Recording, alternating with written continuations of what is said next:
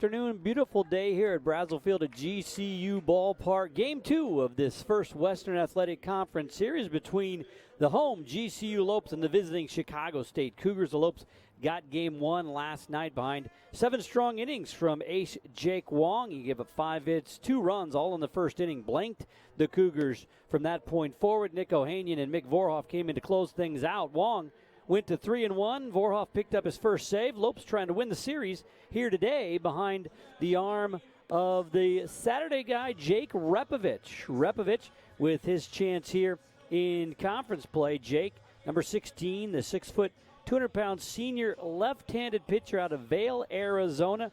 Coach Stankiewicz said they just need Jake to be Jake, do what he can do, and let him put the ball in play. Repovich, a 7.5 ERA, a record of 0-2 on the season. He was slow to start this season, dealing with a few injuries, and the Lopes have been watching his innings, but he should be good to go as long as he can here today. That 7.5 ERA in 5 appearances, all starts. This will be his 6th. In 18 innings, 31 hits, 15 runs, all 15 earned. He's walked 3 and struck out 9. Opposition hitting .388 against Repovich. Well, the Cougars come in with same lineup they had as last night. They've moved a few guys around and they changed their catcher, but top 5 the same. Zach Thomas, the first baseman, leads off. Tyler Zunkel, the shortstop, bats second. Matt Paciello, the right fielder, bats third. Tyler Lowe, the third baseman, bats fourth. Jacob Vanetveldt, the center fielder, will bat fifth. Cody Friend, the second baseman, bats sixth. Dalton Ryan's the DH, bats seventh. Matt Cox behind the plate bats eighth, and then John Cross, the third in left field, bats ninth. So Thomas to lead things off. Lefty-lefty matchup here as we get started. First pitch misses, ball 1, and we are underway at 2:02 this afternoon. Game 3 tomorrow at high noon. The 1-0. Swing and a miss. 1-1 the count to Zach Thomas. Thomas hitting .297 on the year. No homers and 2 RBI. That one slapped foul down the left field line. Well, Thomas in the ballgame yesterday went 2 for 4. Leading off the game, he ground out to short. The 1-2. Little chopper right side. Austin Bull. Easy play. 1 down, 4-3 on the putout. Let's take a look at the defense behind Jake Repovich. No changes for the Lopes. Brock Burton in left, Preston Pavlik in center, Quinn Cotton in right, Zach Malice at third, Tyler White at short, Austin Bull at second, Ian Evans at first, and Griffin Barnes, the battery mate to Jake Repovich, behind home plate. Tyler Zunkel, the shortstop, bats second here with 1 out, nobody on. Fastball misses inside, ball 1. Christopher Viverito behind home plate, Johnny Pineda at first base, and Jason Vinzen at third base. Those are your umpires for the ball game. Fastball pops the mitt, but a little high. 2 balls, no strikes to count.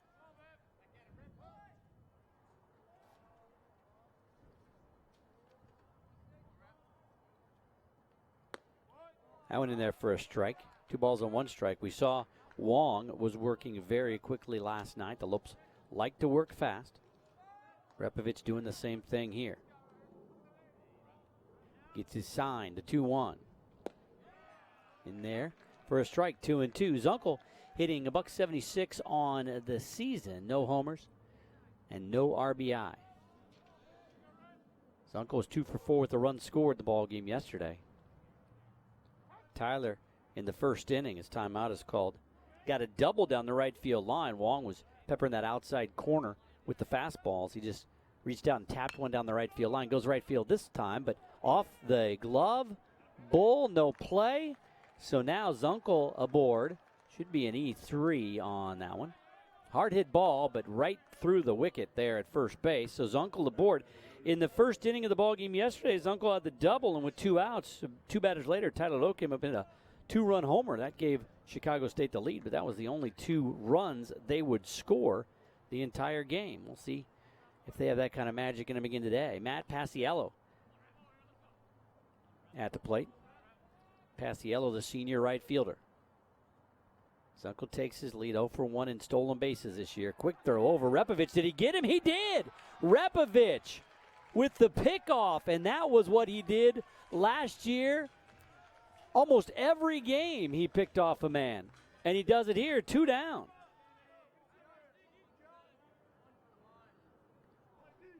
Well, Repovich didn't even have a chance to alert anybody that he was the pickoff master last year. He picks off Zunkel, and there's 2 down. Nobody on. First pitch misses, ball 1. Paciello hitting .328 on the season, 1 homer, 8 RBI. 2-0.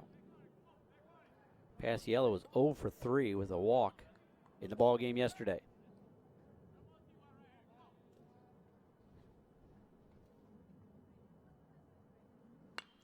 Fouls that one back. 2 balls and 1 strike to count. Pretty much the way Repovich has attacked these batters, getting behind the batter and then coming back. That 2-0 pitch makes it a 2-1 count.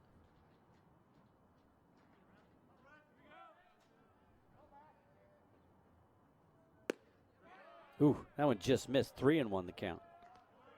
Boy, that one sure looked good. Last year, Rep was the best in the conference at picking off runners. He picked off 7 runners in conference play last year. Already has his first in his first start. Fouled off 3 balls and 2 strikes to count. So the pickoff watch is on for Jake Repovich.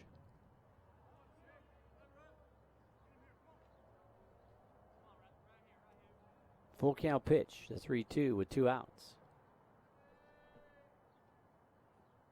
Swing and a miss, he got him. Looked like he took a little bit off of that one. Might have been the straight change. Either way, Paciello goes down swinging.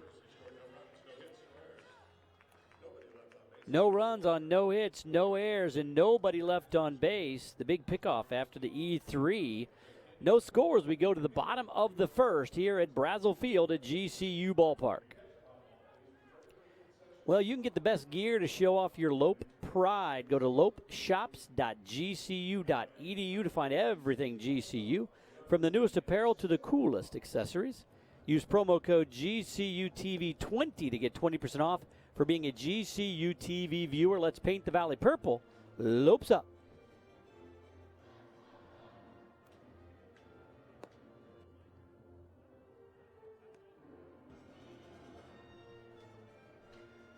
No scores. We go to the bottom of the first for GCU. Just one little tweak to the lineup that got the win 3-2 yesterday. GCU pounded out 6 hits in that ball game, and they'll lead off Austin Bull, the junior second baseman. Quinn Cotton, the sophomore right fielder, bats second. Pekai Winchester, the DH, bats third.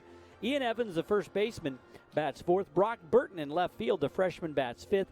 Tyler Wyatt again at shortstop, bats sixth. Zach Malice, the junior third baseman, bats seventh. Little flip in the lineup here. Preston Pavlica jumps from 9 to 8. The junior center fielder, and Griffin Barnes will jump from 8 to 9. The redshirt junior behind home plate. So Bull, Cotton, Winchester, Evans, Burton, Wyatt, Malice, Pavlic, and Barnes for GCU. And they will face the junior right-hander, Edward Kang. Kang, a 6.52 ERA, a record of 1-1. This will be his 4th start. All have been, only appearances have been starts. In 9 2/3, Kang has given up 5 hits, 7 runs, all earned. He's walked 15 and struck out 5. Opponents hitting 156 against Edward Kang. But if you look at what he's done against leadoff batters in the innings, leadoff batters hitting 455 against Edward Kang. So keep an eye on that, as Bull will lead things off here in this inning for GCU. Bull hampered by some injuries to start the season, getting his 9th start in his 10th game.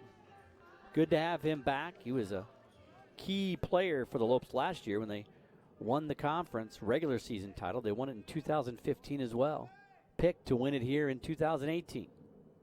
First pitch, strike 1.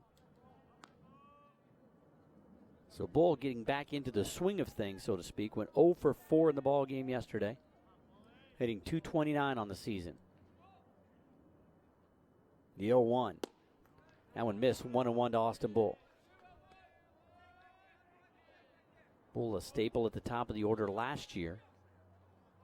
Hit .339 as a sophomore. The 1-1. He's flared out and foul out of play. And it goes to 1 ball and 2 strikes on Austin Bull. Bull no homers on the season, 3 RBI. Bull out of Perry High School in Chandler, Arizona. Dad, a longtime high school coach in the Valley. 2 balls and 2 strikes to count. Last year, Austin appeared in all 54 games, had 53 starts. Had a .436 on-base percentage. The 2-2. Chopper. Second baseman has it, fires, not in time anyway. Infield single for Austin Bull. So Bull gets things going, and once again, the opponent's hitting .455 off King to start innings, and Bull is aboard. Defensively for the Cougars, behind Edward King, John Cross the third and left, Jacob Vandenvelt in center, Matt Paciello in right. The Tylers on the left side of the infield, Tyler Lowe at third, Tyler Zunkel at short, Cody Friend at second, Zach Thomas at first, and Matt Cox behind the plate. Well, the high chopper, Friend, had to wait on it and wasn't going to get his man. Cotton at the plate now. First pitch to Cotton, high, ball 1. Well, Cotton went 0 for 3 with a run scored and a walk in the ballgame yesterday. Has been the best hitter from start to finish so far in this season for GCU. Hitting .337, 1 homer, 17 RBI. Has also scored 17 runs and went right down to first. They're going to go to second for 1.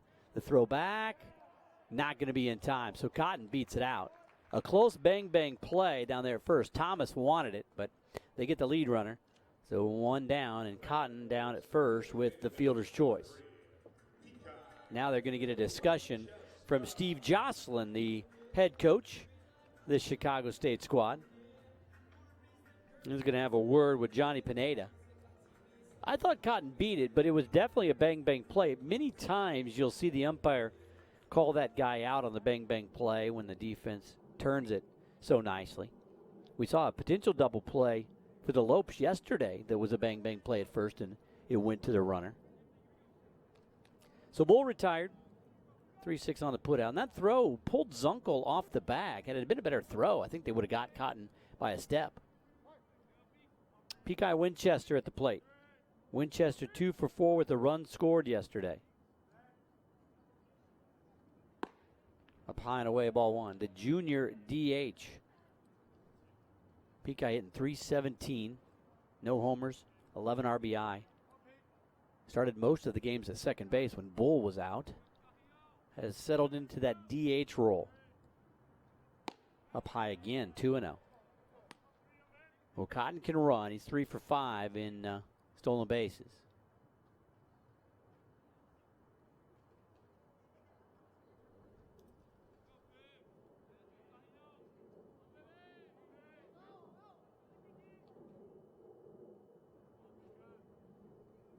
Up high, 3-0. Excuse me, Quinn 3 for 8 in stolen bases. So that's a big difference there. Misread that statistic. Quinn does have good speed, though. Just a sophomore. Takes his lead, but a 3-0 count. Doubt he'll be going here. That pitch, and Peacock walks on 4 pitches. Well, Winchester, Gold Glover, and JUCO for transferring over, but boy, he has been so good at the plate here for GCU, coming over from Central Arizona College. That'll bring up Ian Evans with runners at first and second and 1 down. First walk of the ball game. Surrendered by King. Out of the stretch, check of the runners. Pitch to Evans in there for strike 1. Well, Ian, the senior first baseman, hitting .316 on the year, 1 homer, has 11 RBI. In the ballgame yesterday, Ian was 1 for 2 with a couple of RBI. Had the base hit single in the third that drove in 2. Down low, 1-1. Both teams only scoring in 1 inning each. 2 runs across on the 2-run homer for the Cougars in the first inning. They were blanked the rest of the way. The Lopes answered with 3 in the bottom of the third, and the Lopes were blanked the rest of the way. It held up, though. The 1-1.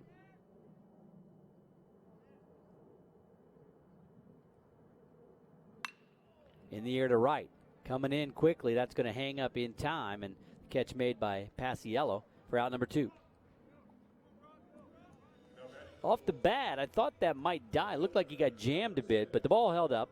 Wind blowing about 13 miles an hour out of the south-southwest, so it's blowing out toward that right field foul pole. That one held up there, and Paciello made the easy play. Brock Burton at the plate, the freshman, left-handed hitting left fielder. So Burton will need to come up with a 2-out base knock to give the Lopes some runs here in the first inning. Cotton takes his lead. Inside corner, strike 1. Burton having a nice year, hitting .292. No homers yet. 5 RBI. Brock was 1 for 3 with a walk in the ball game last night. Not holding Winchester on. Thomas playing behind him, so Pekai will be off and running. Have a good secondary lead. In there for strike 2. So Burton quickly down in the count. No balls and 2 strikes.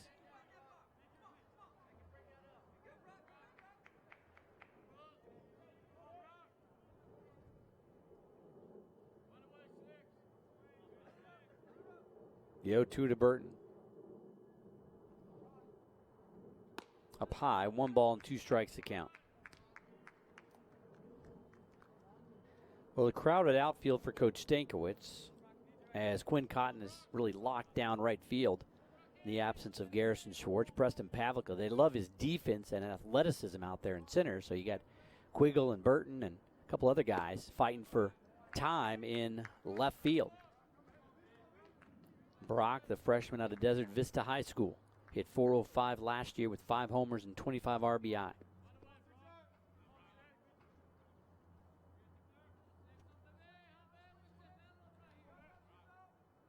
Two balls, 2 strikes, 2 outs, 2 men on. Deuces wild here in the first. The pitch. And the count goes full, 3 balls and 2 strikes. So Edward King had Burton 0-2, and now his catcher, Matt Cox, is going to come out and have a word with him. Full slate in the WAC. Sac State at Utah. They beat Utah last night. Northern Colorado at Utah Valley. Northern Colorado won game 1, 8-4 yesterday. Seattle U at New Mexico State. The Aggies came back and beat the Redhawks 12-6. And then Bakersfield at UTRGV. Bakersfield won 8-5 in the ballgame Friday night. The 3-2. The runner's going in the air to left. Shallow. Cross. Cruises over toward the left. Makes the grab. And that is the inning. So for the Lopes, no runs on 1 hit. There were no errors and a couple of guys left on base. We've completed 1. No score here from Brazell Field at GCU Ballpark. I'm Bianca. I'm a sophomore here at GCU, and I'm studying mechanical engineering. Arizona is completely different from Italy, but that's why I love it so much. I feel honored to be here at GCU. I feel like they truly care about who I am. If you're passionate and if you work hard, you can do it, and GCU is here to support you. I will be able to apply my knowledge and make a difference immediately. Find your purpose at Grand Canyon University. Private, Christian, affordable. Visit gcu.edu. At GCU, earning your degree online doesn't have to be without the college experience. To find your purpose, it takes support from those around you. GCU's leadership offers over 3 decades of experience in delivering real-world degree programs online. GCU's online class size averages less than 17 students with full-time faculty. Find your purpose online at Grand Canyon University. Call us today at 855-428-7692. No score as we head to the second. What do we got out there? We got Elmo, we got Thunder. Is that Yoshi? Who's the last one? Is that Yoshi? I think Elmo won it. Fans enjoying a little race over the right field fence here. Repovich back for a second inning of work. He retired the side. Just faced the minimum in the first. Zunkel reached on an error, but then was picked off. So only 3 batters in the first. It'll be Lowe, Vandervelt, and Friend up against Repovich. No score. First pitch misses, ball one. Repovich pitched behind every batter he faced in the first inning. Doing so here against Lowe. Tyler Lowe hitting .310 on the year. In the air to right. Coming in on it. It's going to bounce in front. Base hit single to lead off the inning. That one did not hang up as much as Evans hit out there in the right field. So it drops for a base knock. Lowe's the guy who gave Chicago State that 2-run lead in the first with a 2-run homer to right. So he goes opposite field again. This time just a base hit single. That'll bring up Jacob Vanetveldt. Vanetveldt hitting .204, no homers, 2 RBI. Where's the bunt? First pitch in there, strike one. Vanetveldt 0 for 4 in the ballgame yesterday with a strikeout. Lowe has attempted 1 stolen base, and he was successful. Not a big lead down there at first, though. Ground ball, first base. Evans has it. See if the Lopes can turn a 1-6, not in time. Would have been a 3-6-1, excuse me, but not in time. They get the lead man. So Lowe retired. 3-6 on the putout. Vanetveldt on first with the fielder's choice. That'll bring up Cody Friend. Well, Chicago State runners saw that pickoff move that got Zunkel in the first inning. So not a huge lead at all by Lowe. Vanetveldt 2 for 3 in stolen bases. See if he gets a bigger lead with Friend at the plate. Cody hitting .222 on the year. 1 homer, 11 RBI. Not a huge lead for Vanetveldt either. A little bit bigger, though, than Lowe. Pitch misses. Barnes tried to frame it. Ball one. Friend 0 for 3 with a walk in the ballgame yesterday. Had a couple of strikeouts as well.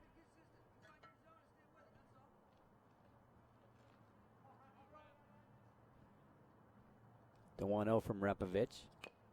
Tried to check his swing, but tipped it foul.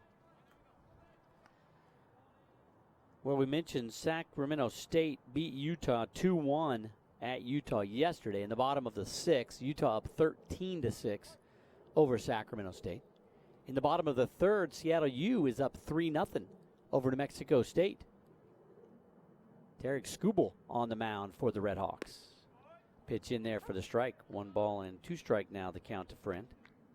Skubal, of course, missed all of last year with Tommy John, but boy, he was electric in his first couple of seasons there at Seattle before going under the knife. And looks like he might be back this year. He's definitely back playing. Pickoff move, and that one caught Vanetveldt standing still a bit, but he was able to get back in time. So if Skubal is pitching well, Nick Meservy is a guy who went under the knife for Tommy John surgery about a month or 2 after Skubal up there at Seattle. They could both be back playing down the stretch. They got him picked off. The run. Now Wyatt runs him back. Toss it to Repovich, and the tag is applied, and that's the out. Well, a hard slide back in by Vanetveldt. Not arguing whether that was a balk or anything, but boy, Vanetveldt got picked off again. So Vanetveldt picked off this inning. Zunkel picked off the inning before. That one's going to go 1-3-6-1 on the pickoff. So now 2 pickoffs already for Repovich, 2 down. 1-2 pitch. Shot right back. Repovich off the gloves. Going to have to pick it up. Fires to first. And that is the inning. Well, Repovich, they say the ground ball is the pitcher's best friend, but Repovich's own best friend. A couple of pickoffs already through 2 innings here. No runs on 1 hit, no errors, and nobody left on base. We go to the bottom of the 2nd. No score here. Lopes coming up. Cool down with iced coffee, tea, and smoothies from GCBC. That's the Grand Canyon Beverage Company. Open in the Student Union and Roadrunner Apartments. GCBC.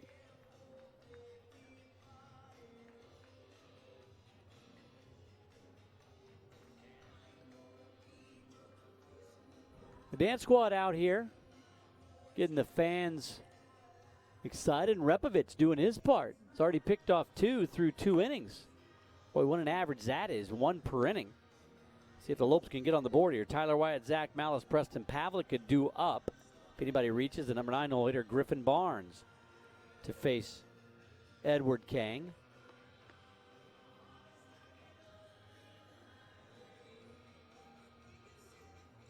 Utah Valley has come back with a vengeance, hosting Northern Colorado. The Bears got them last night 8-4, and they were up, 5-2 on Utah Valley. Utah Valley played at 10 in the second inning. Lead at 12-5 in the bottom of the third. Boy, that's a slugfest already. Bakersfield at UTRGV later on tonight. Both Northern Colorado and Utah Valley, as well as the Sac State Utah games, they're going to play doubleheaders today, moved from the Sunday matchups because of impending weather tomorrow. So Northern Colorado will play 2 at Utah Valley, and Sac State will play 2 at Utah today. Wyatt to lead things off, as we mentioned, against Kang. Leadoff batters, as that bunt is waved at strike one. Leadoff batters against Kang, hitting .455, coming into the ball game, and Austin Bull led off in the first inning and got the base hit.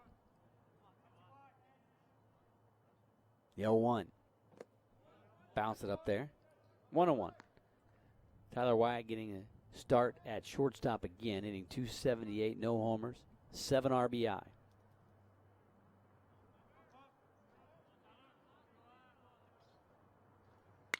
That one ripped down the left field line, but hooking foul and out of play.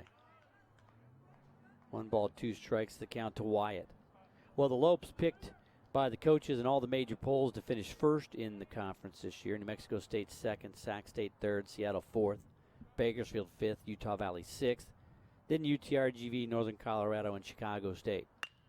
Right back up the box. I think that was off of Kang. It hit him. He's going to try to recover in time, and they got him. Ooh, I thought he beat it out. Close play again. But we've already had 3 or 4 close plays over there at first base. They're going to go out and check out Kang, I believe.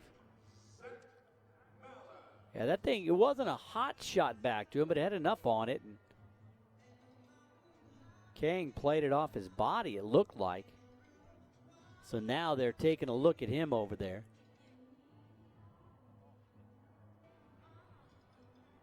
It goes as a 1-3 on the putout for the first out of the inning.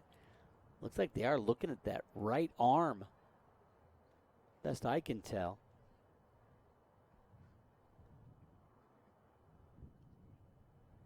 And Kang getting that worked on. Oh, now they're looking back into the dugout, and they might have to pull Kang from this ball game after that comeback. It looks like it struck him on the right arm. Maybe that right wrist. Yeah, they're going to have to pull him. So this could take a while. This will take anybody as long as they want to get warmed up, not just that proverbial few pitches. So due to an injury, they're waving. They had sent a guy down to the bullpen, had Chicago State, just to start loosening up. He was just stretching, and now they're like, nope, you got to get in the ball game, son. Well, he hadn't thrown 1 pitch yet. He was down with the trainer, with the bands just starting to get loosened up. So now we're going to have our first pitching change, not because of anything Edward Kang did wrong or anything like that, but took a comebacker off the right arm. And now we're going to have a pitching change. Number 28, Dean Youngblood, the junior left-hander, coming into the ball game. Youngblood, as we said, will get as much time as he wants to warm up. Youngblood, 6 foot, 185-pounder out of Melissa, Texas. Played at Triton College before coming over to play for Chicago State.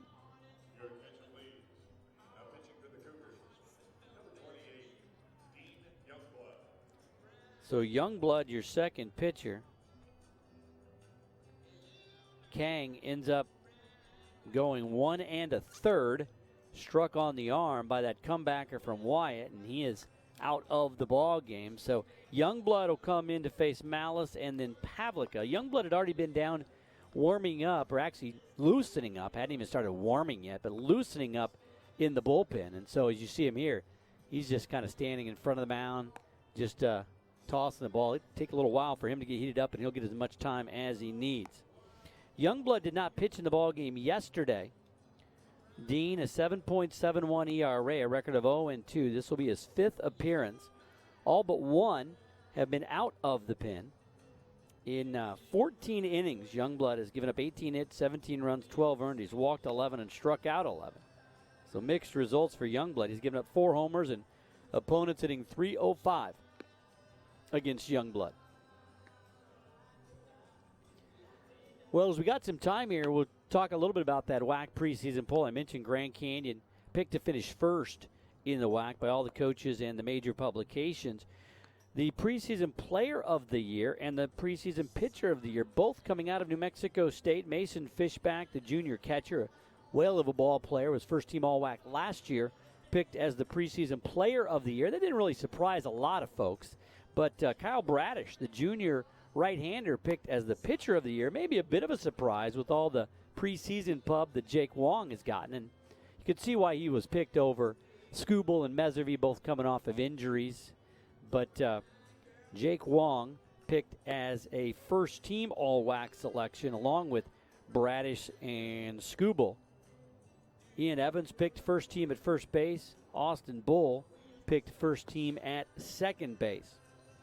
Andy Stankiewicz, of course, the reigning WAC Coach of the Year. GCU, of course, winning the WAC 2 of the last 3 years, 2017 and 2015. Were not able to play in the tournament. Sacramento State won the tournament last year. It was a very good tournament. It's going to be very good tournament, very competitive this year, as the Lopes will be eligible. Top 6 teams make the tournament. Top 2 seeds get a bye, and the 4 and 5 play on Wednesday of tournament week. The 3 and 6 play the evening game, and then the first 2 seeds play the following day on Thursday. It's a double elimination tournament, but a good tournament out at Mesa Hohokam Stadium. Folks want to come out and check that one out for sure. Youngblood continuing to loosen. Sac State has narrowed the gap a bit at Utah, but still trail at 13-6, top of the 7th. They're going to play another game after that due to inclement weather coming in tomorrow. They'll try to get all 3 games in 2 days. Seattle U up 3-1 at New Mexico State. They are in the top of the 4th. Take a look at Tarek Skubal's line through 3 innings. He's given up 3 hits, 1 run. He struck out 3 and walked 3, so he's still trying to get back to his midseason form after missing all of last season with the Tommy John injury and the surgery. And then Utah Valley up 12-5 on Northern Colorado at the end of the 3rd. They're going to play 2 up there as well with the inclement weather coming in. So this game 1 on the day.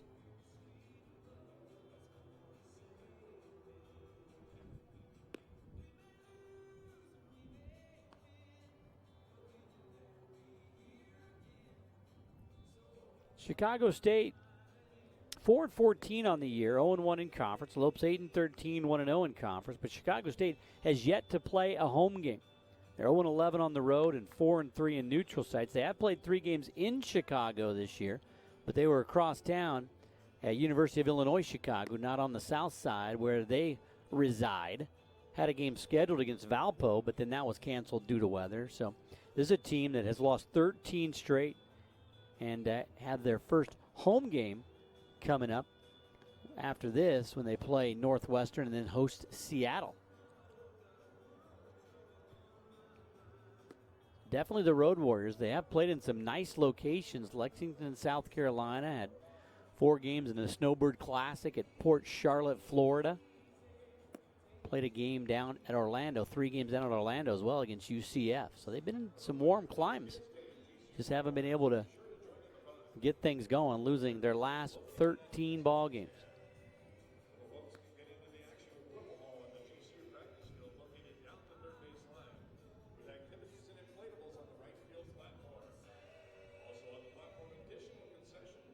So the game coming to a standstill as Youngblood continues to loosen, and as we mentioned, he'll have all the time he needs to get ready, having to rush in due to the injury to Edward King.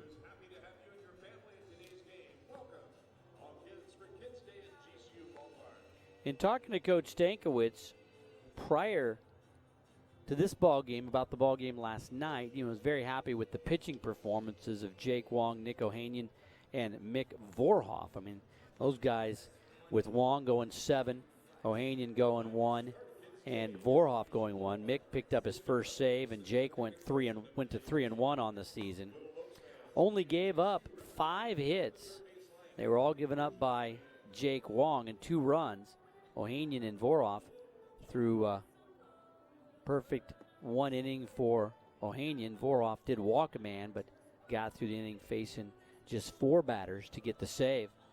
But Coach Stankiewicz wasn't real happy with the at-bats his team put together. He said you got to tip your cap and give credit to Dylan Cumming. Had a really good sinker ball, probably the best sinker they had seen all year, but just didn't like some of the at-bats. He said the guys really didn't really work deeper in counts and were out in front of the pitch and a lot of pop-ups.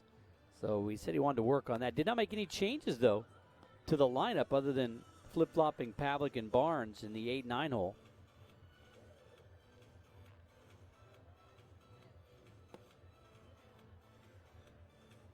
Looking for a few better ABs here in this one. We're about ready to go. Malice was coming up there to get ready to jump in the box. The home plate umpire told him to come on up, and Malice almost walked right into the warm-up pitch there. Zach had his head down, striding to the box, and caught out of the corner of his eye that Youngblood was still warming up. Well, Zach ready to go. So Dean Youngblood will face Malice and Pavlica with 1 out here in the second. No score in the ball game. Malice 1 for 3 in the ball game yesterday. First pitch, outside corner, strike 1, lefty-lefty matchup here.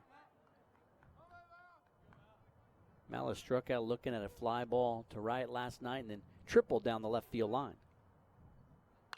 That one fouled back. Count goes to no balls and 2 strikes.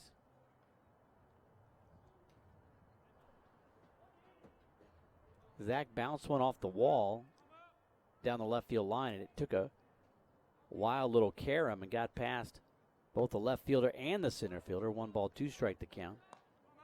Reggie Brock Jr. and Jacob Vanetveldt. Vanetveldt actually slipped, and the ball slid past him and rolled back in toward the infield. By the time they corralled it, Zach was on third, the 1-2. That one ripped down the right field line, way ahead of it though. Well foul. Well, Zach hitting 200 right at the Mendoza line. 1 homer. Does have 2 triples, a double, 8 RBI. The 1-2. That one hit well and hooked again, foul. Zach all over Youngblood, just pulling it. Coach Stankiewicz has liked his approach the last few games. Likes his defense and his speed as well. So Zach's still in there at third, even though he's struggling with the plate a bit. The 1-2. That one, he straightens it out, bounces it in front of the right fielder for a base hit. Passiello thought about trying to throw him out. It was hit so hard, but Malice greets Youngblood, the new pitcher, with a base hit single into right field. So 1 down, man aboard, and Preston Pavlica at the plate.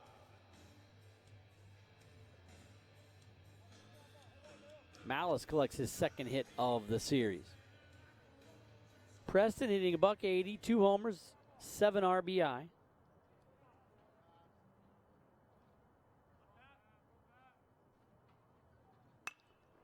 Pavlica goes after the first pitch, fouls it off right side. Thomas coming over and runs out of room. And Thomas looking down at his catcher as if to say, hey, you're supposed to be yelling at me, telling me if I've got room or not. He kind of ran into that fence faster than he thought he was going to.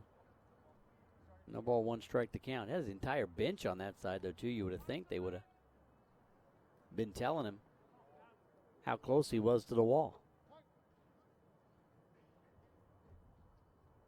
The 0-1. Popped up again right side. This one's in fair territory.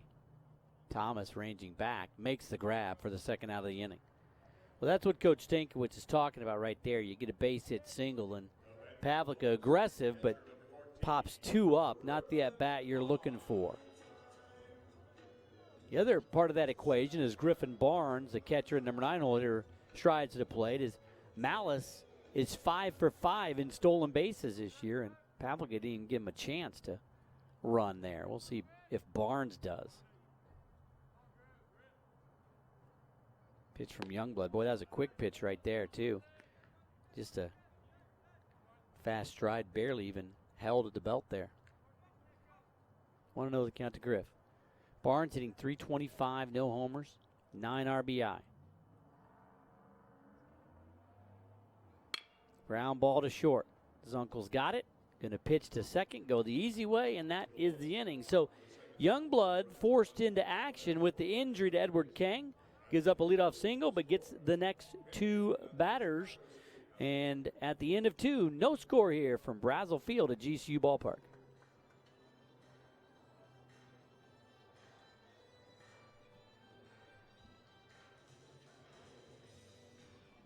My name is Anthony Perez, and I earned my master's in education at Grand Canyon University. I feel that the degree program at GCU definitely got me ready and prepared me to be an agent of change, so that way I can lead my classroom to find innovative ways of solving the problems in education in the state of Arizona.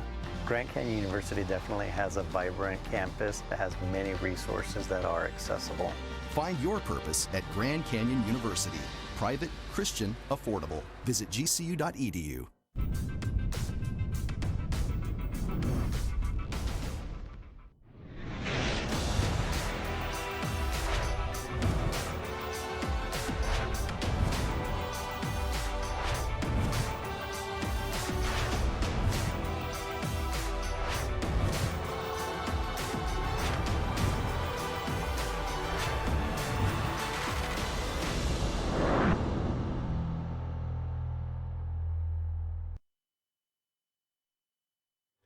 One of the best views in the house is outside the new house.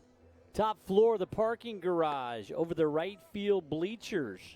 You got the trucks backed up, the lawn chairs. Enjoying a nice ball game here on a beautiful day at Brazell Field at GCU Ballpark. We go to the third, no score. Repovich will face the bottom third. He has faced the minimum. 2 guys have reached base, but he's picked them both off. Ryans, Cox, and Cross due up against Rep. First pitch from Jake. Bounces it up there, ball 1. And Jake has been behind every batter that he's faced so far. Zunkel reached on an error in the first, and Repovich picked him off. Vandervelt reached on a fielder's choice, and he was immediately picked off. So just 1 base hit for the Chicago State squad. 1-1 the count now to Dalton Ryans. Ryans a DH, hitting a .147 on the year, no homers, 1 RBI. The 1-1. One high and tight. 2 balls and 1 strike. Dalton Ryans in the ball game yesterday was the DH, went 0 for 3. The 2-1. Swing and a miss on an outside pitch, 2-2.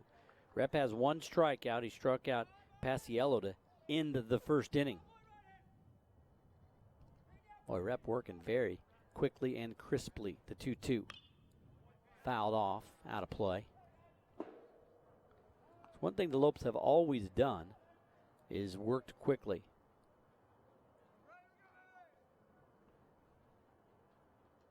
The 2-2. Again. In the air to left. Could be trouble. Burton coming over, not going to get it.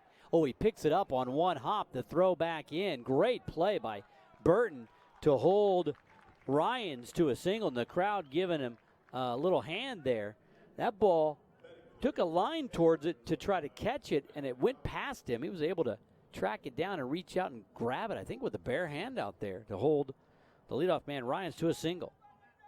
Well, we'll check and see what kind of a lead Ryans gets. He's 0 for 1 in stolen bases, and Rep's already picked off 2. Matt Cox, the catcher at the plate. Ground ball, left side, going to get through. So back-to-back base hit singles to left. And now Chicago State has something going against Repovich here in the third. That bottom third of the order doing the job.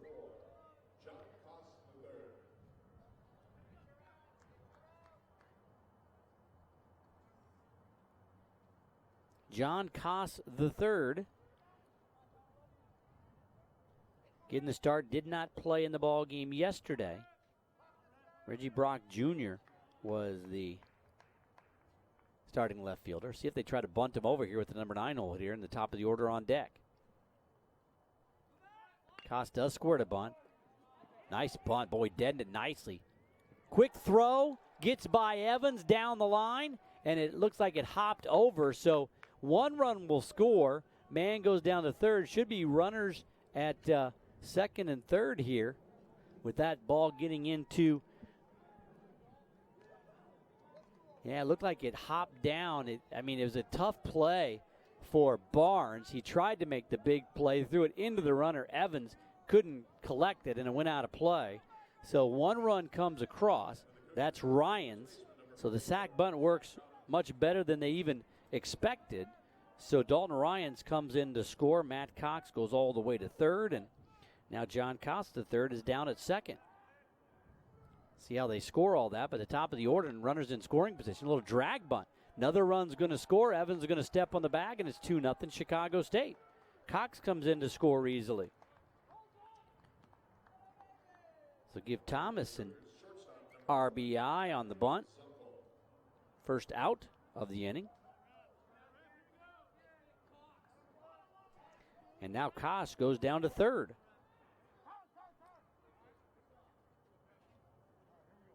Timeout called by the umpires, but now we're back to play. So Koss got a base hit single on that bunt and advanced to second on the throwing air by the catcher. Fastball misses outside to Zunkel. Ball 1. So 2 runs already across on a wild play. It was just supposed to be a sacrifice bunt, but it was a good bunt. Barnes threw it away, and runs scored and runners advanced to 1-0. Into right field, going to get down. 3-0 Chicago State. So the wheels coming off here. 3 base hit singles. Zunkel picks up the RBI.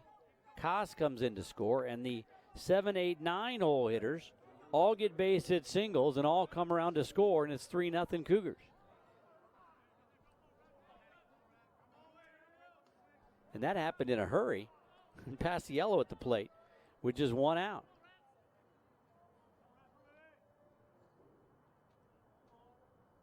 Repovich going to have to collect himself. That fastball misses inside, ball 1.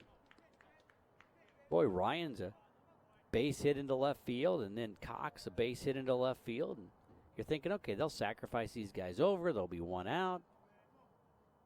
And the wheels fell off with that error by Barnes. 1-1 the count. Griffin was just trying to make something happen, but it was a beautiful bunt by Koss. He actually wasn't a great bunt. He just actually lofted it up in the air a bit, but it landed on the grass and died. And Griffin's throw just tailed into the runner. Evans couldn't handle it. The 1-1 to Paciello. Late on that one, 1-2. Paciello, strikeout victim his first time up. That was in the first inning. But he's hitting .323 on the year with a homer and 8 RBI.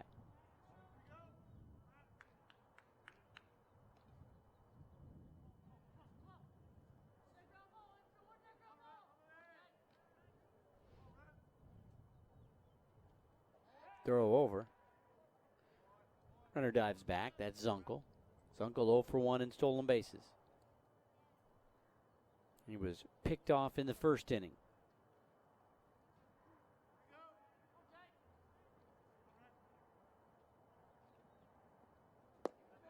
Got him again. So Paciello strikes out for the second time. 2 strikeouts now on the day, both against Paciello for Repovich. Now there's 2 down. Tyler Lowe had a base hit single back in the second, was erased as the front end of a potential double play. Lopes couldn't turn it. He was forced out 3-6 in the second.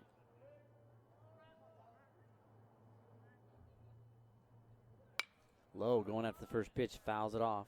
Strike 1. Lowe hitting .319 on the season, 2 homers and 12 RBI.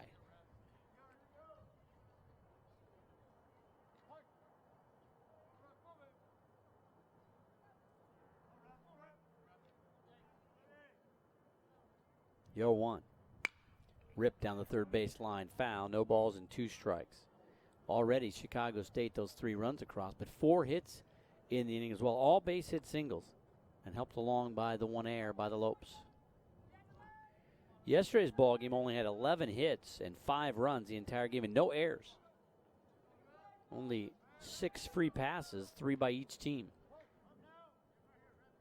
So it made it a 1 hour and 57-minute ball game. The 0-2. Up the middle, under the glove of Wyatt, into center field, base hit. 5th base hit of the inning, all singles. Zunkel moves up to second base.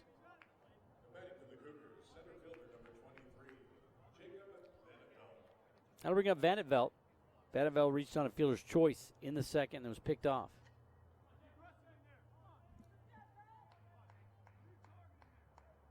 So Repovich struggling here.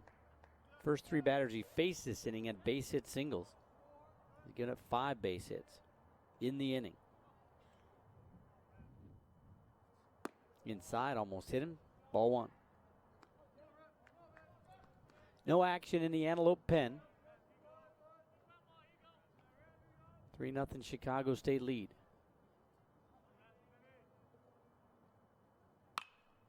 In the air to center. Coming over toward right. Pavlica makes the grab, and that is the inning. But 3 runs on 5 hits. There was 1 error and 2 men left on base. The Cougars send 8 to the plate and collect 5 base hits in the inning. 3-0 Chicago State as we go to the bottom of the 3rd. Experience the joyous energy of Anything Goes, the latest musical from the College of Fine Arts and Production. Catch the show's final weekend in Ethington Theater today through Sunday. Tickets available at gcu.edu/anything. T-shirt time. The GCU dancers tossing T-shirts to the fans.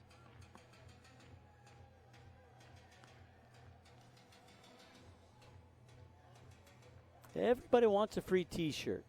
Look at that. A race. Oh, and hand it to the kid. Smart move.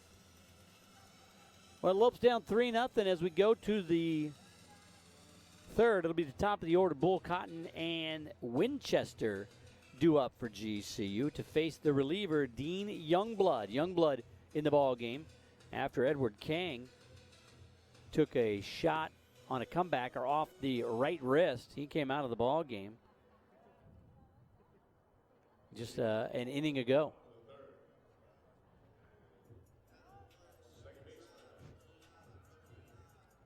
So Andy Stankiewicz late coming out to the third base coach's box. Bull late getting out of the dugout there as well. Coach Stankiewicz was chatting with Bull and Wyatt, I believe, after that top half of the inning concluded. Not sure if he was talking about their positioning on a few of those ground balls that got through. Bull to switch here, hits from the right side. First pitch, and there's strike 1. Bull had a base hit single, starting it for the Lopes, and then was forced out.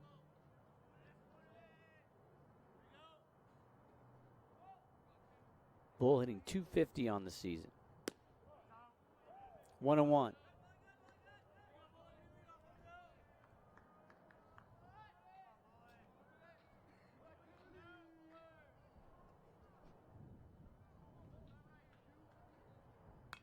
Fouled back. 1 ball, 2 strikes to count to Austin Bull.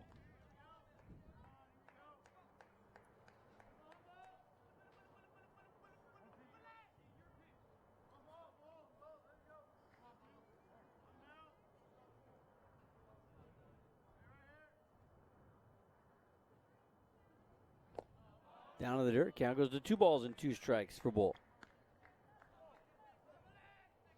Austin 0 for 4 in the ball game last night.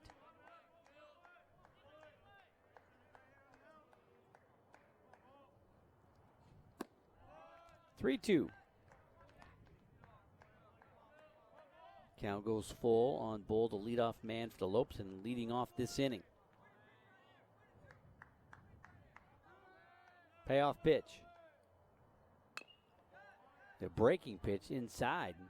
Bull able to get a piece of it to stay alive.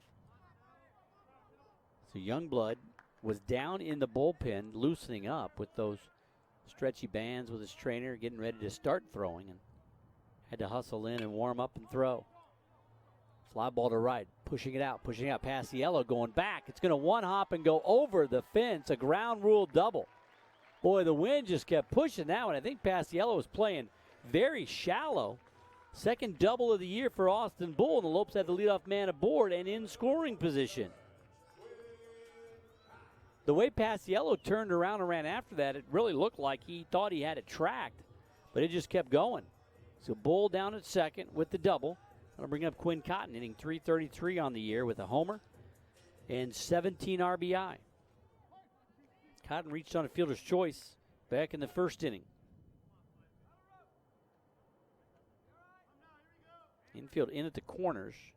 Not sure why. There's not much of a chance that Quinn's going to be bunting here. One misses away, 1-0. Quinn's got 29 hits on the year. 7 of those for extra bases. Ripped left side, under the glove. Bull waits for it to go through, and he's going to move up to third. Good piece of base running by Bull. Had to wait for that one to go through as the ball was in front of him. You're taught to retreat, head back. He kind of held his ground, knowing that Zunkel would have to dive. Once it ticked off the glove, he easily takes third base. So back-to-back base hits, the double by Bull, and then the base hit single by Cotton, and now the tying run at the plate.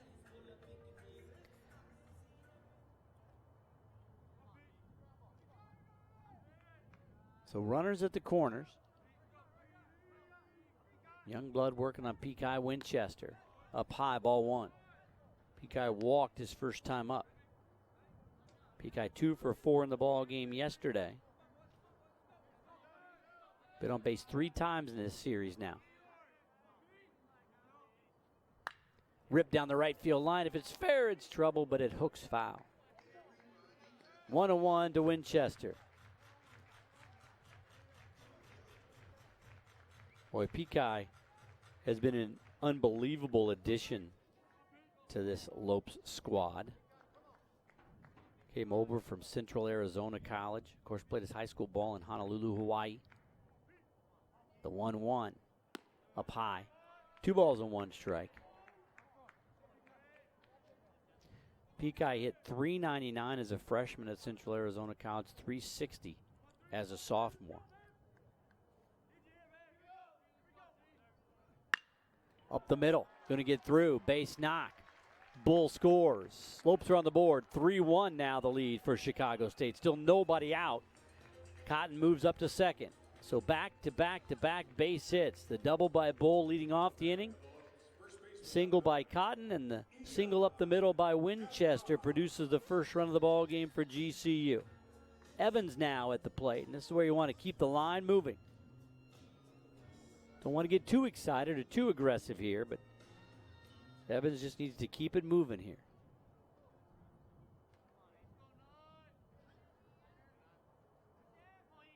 In at the corners once again. In the dirt.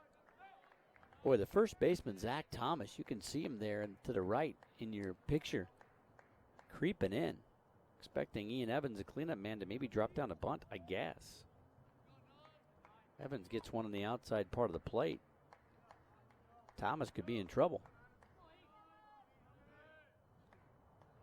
The 1-0. Ripped up the middle, base hit. Cotton turns, he's going to hold, bases loaded, still nobody out. Well, it was a line drive, so Quinn had to make sure that it got through. Good base running exhibited by the Lopes so far this inning, and they move up station to station. Everybody doing their job, just keeping the line moving, and now very quickly going to have to get somebody heated up in the bullpen for Chicago State. Can't see who it is because he's got his warm-up jacket on still, so can't see the number, but Matt Cox going out and having a word. Lopes with a chance to get right back into this thing. Still nobody out, bases loaded. 4 consecutive base hits by GCU. A double by Bull and 3 straight singles.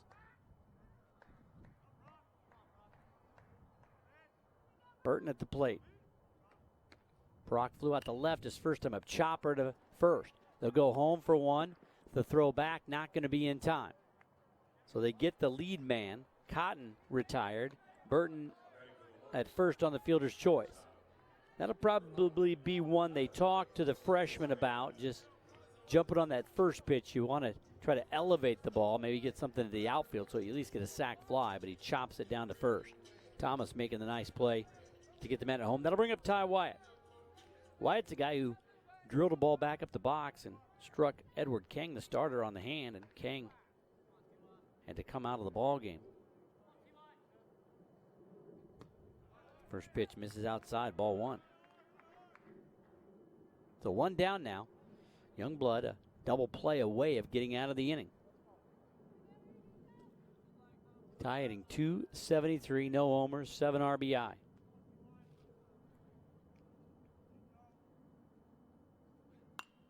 Fouled off. Count goes to 1 ball and 1 strike. Winchester down at third. Evans at second. Burton at first. Thomas, the first baseman, playing behind Brock Burton, so Brock should get a good secondary lead. Gapper, he could score. The 1-1. In the air, on the infield. It's going to be the infield fly rule. The batter is out, but it's collected by Thomas.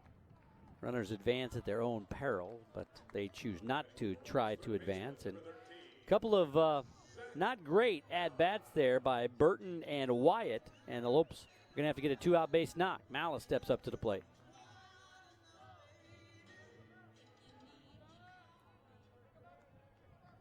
Malice, a base hit single. His first time up, he was the first guy to face Dean Youngblood. This is away, ball 1.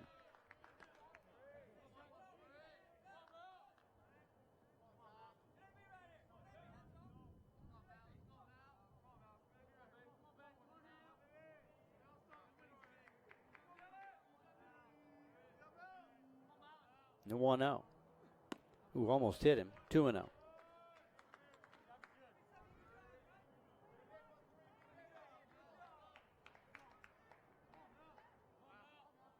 Zach getting .212 on the year, 1 homer, 8 RBI. Got 2 men in scoring position here, and the bases full. The 2-0. And there for a strike, 2 balls and 1 strike. I think Zach was taken all the way on that one, or possibly looking for a specific pitch and didn't get it. Still a good hitter's count here with 2-1. If Zach could have put a good swing on it here. The 2-1 pitch from Youngblood. Inside, 3-1. So now Zach could get himself an RBI with the walk.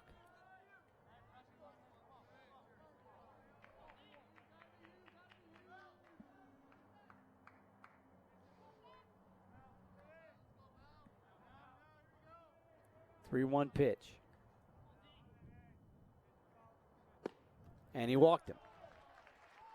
3-2 ball game as Winchester strolls in to score on the RBI walk. Zach Malice, bases stay loaded. Evans moves up to third. Brock Burton down to second, and Malice at first base. Preston Pavlik at the plate, popped out to the first baseman, Zach Thomas, back in the second inning. Up high, ball 1. Pavlik in 177, 2 homers, 7 RBI. Hitting 188 on the year with runners in scoring position. Good speed on the base paths, the 1-0, 2-0.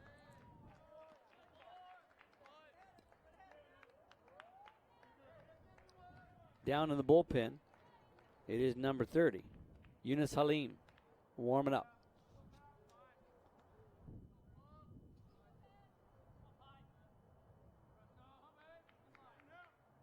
2-0 pitch to Preston, 3-0. Well, Youngblood now having trouble finding the plate, could walk in the tying run.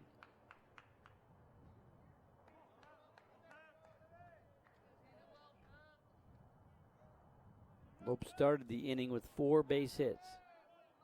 The 3-0, probably taken all the way. Ball 4. Back-to-back walks, and it's a tie ball game. Evans comes in to score, and it's 3-3. Burton down to third. Malice down to second. Griffin Barnes coming up to the plate. The question is, will he face Youngblood or will he face Halim? And he is going to face the reliever.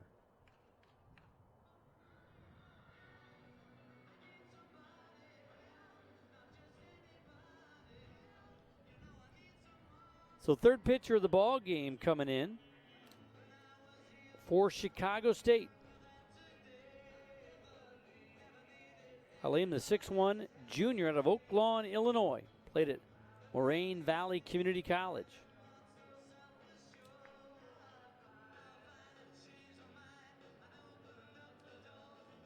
Lopes have tied it 3-3. Still have the bases loaded with 2 outs.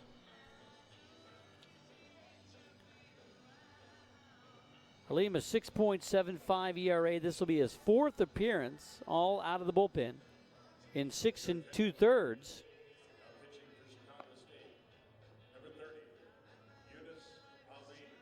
Halim, in those 6 2/3, 8 hits, 5 runs, all 5 earned. He's walked 2 and struck out 5. Opposition inning 296 against Yunus Halim.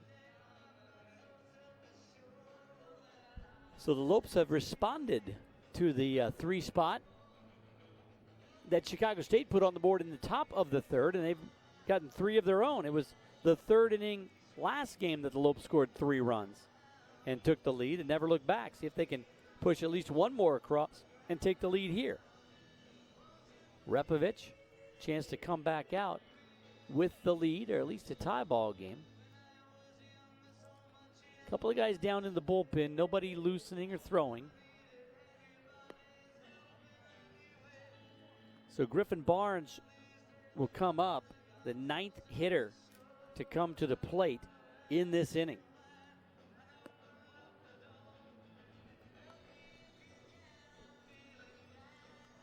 Last time up, Barnes ground into a fielder's choice. That was the last out of the inning, but Griffin hitting .317 with 9 RBI. Still looking for his first home run of the season.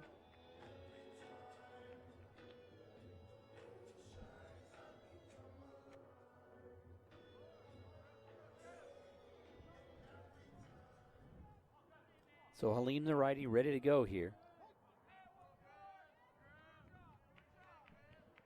Burton at third, Malice at second, Pavlik at first. Good wheels, all of them. First pitch from Halim, a strike.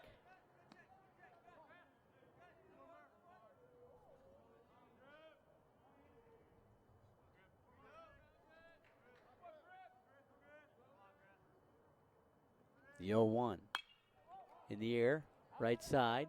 Drifting out of play, it's going to find the seats. So Barnes down in the count, no balls and 2 strikes here in the 3rd.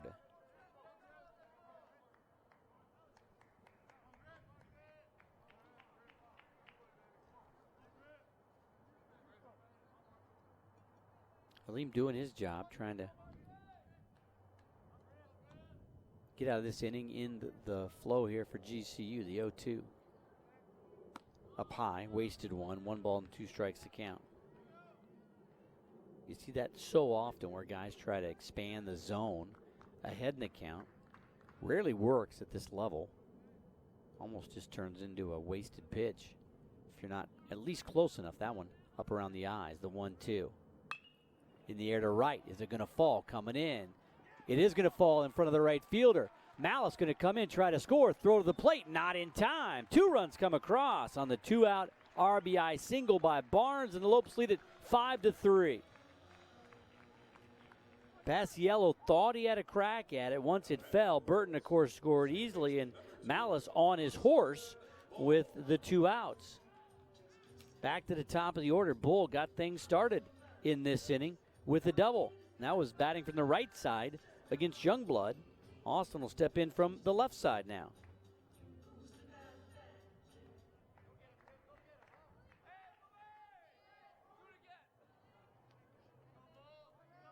So Burton and Malice both come in to score. The Lopes have the 2-run lead.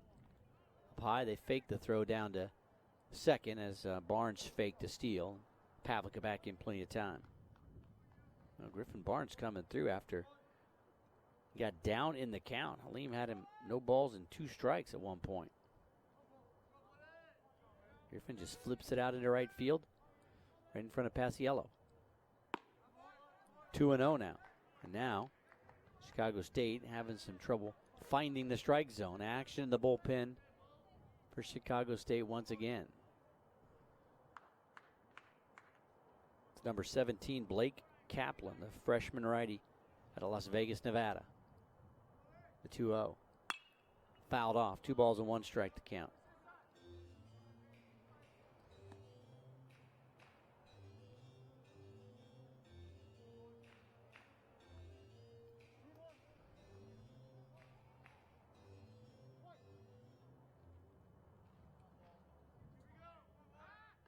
Throw over, and Barnes gets back safely.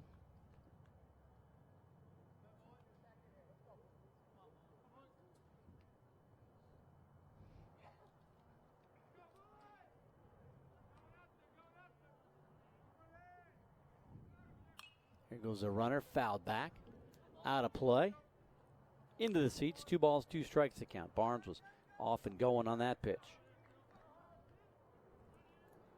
Andy Stanko's going through the signs once again. See if Griff's running again this time. Pavlik at third, Barnes at first. 2-2 count to Bull. Austin already with a couple of base hits in this ball game. He's 2 for 2, a single in the first, and he doubled and scored leading off the third. We are still in the third. The 2-2 there goes. Barnes ripped. Foul off that netting. Wide of the first base coach's box.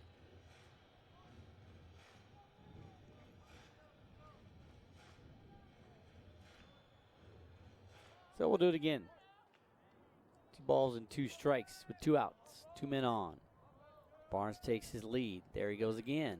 In the dirt. Ball gets away from the catcher, Cox. Another run comes in to score. Barnes is going to take a big turn, but hold on at second as Pavlica crosses the plate, making it a 6-3 ball game and a 6-run inning for GCU on the wild pitch.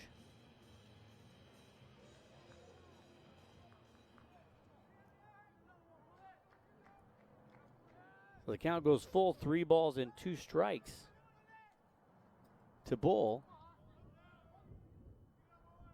It's already a big inning for GCU.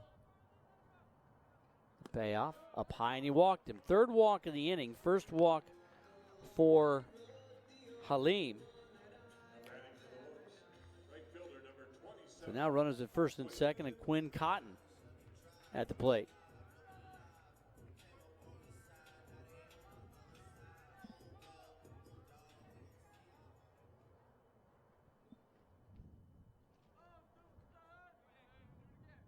Big lead for Bull at first. They're not holding him on. First pitch to Cotton in there for strike 1. Second at bat of the inning for Quinn Cotton. He singled in the 3rd. He was thrown out trying to score on the ground ball in the infield by Brock Burton. 0-1. Ripped to 3rd and gloved by the 3rd baseman Lowe. Makes the snag. Boy, that was a bullet by Quinn Cotton, but right at Lowe, who makes the catch. 6 runs on 5 hits, no errors, and 2 men left on base. The Lopes lead it 6-3 as we go to the 4th. This is Lopes Baseball on GCU TV. GCU is the university that never sleeps, moving at the speed of light. And now GCU is leading in the area of computer science and IT. With over 200 university degree programs across 9 colleges on campus and online, join the most inventive concept in education today. Fast track options available with courses in cybersecurity, cloud computing, and systems architecture. Find your purpose at Grand Canyon University. Visit gcu.edu/IT. I'm Dewey, a student here at GCU studying communications. My dad graduated from GCU in 2009, and he is definitely bleeding purple. He loves GCU to the max. Me choosing to follow in his footsteps was the best idea I could have chosen. The program they had here and the direction it could take me was exactly what I wanted and what I needed. I am a GCU Lope, and I will forever always be one. Find your purpose at Grand Canyon University. Private, Christian, affordable. Visit gcu.edu.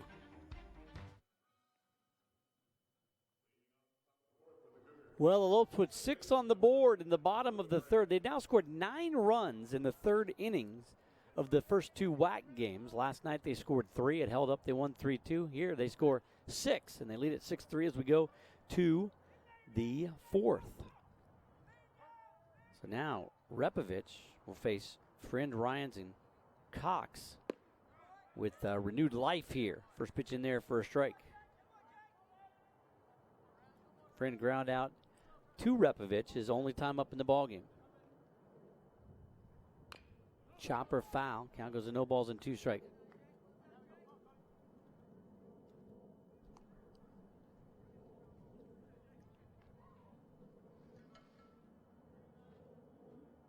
GCU with a chance to win the series here in the second game of the series. The 0-2 to Friend. Chopper up the middle.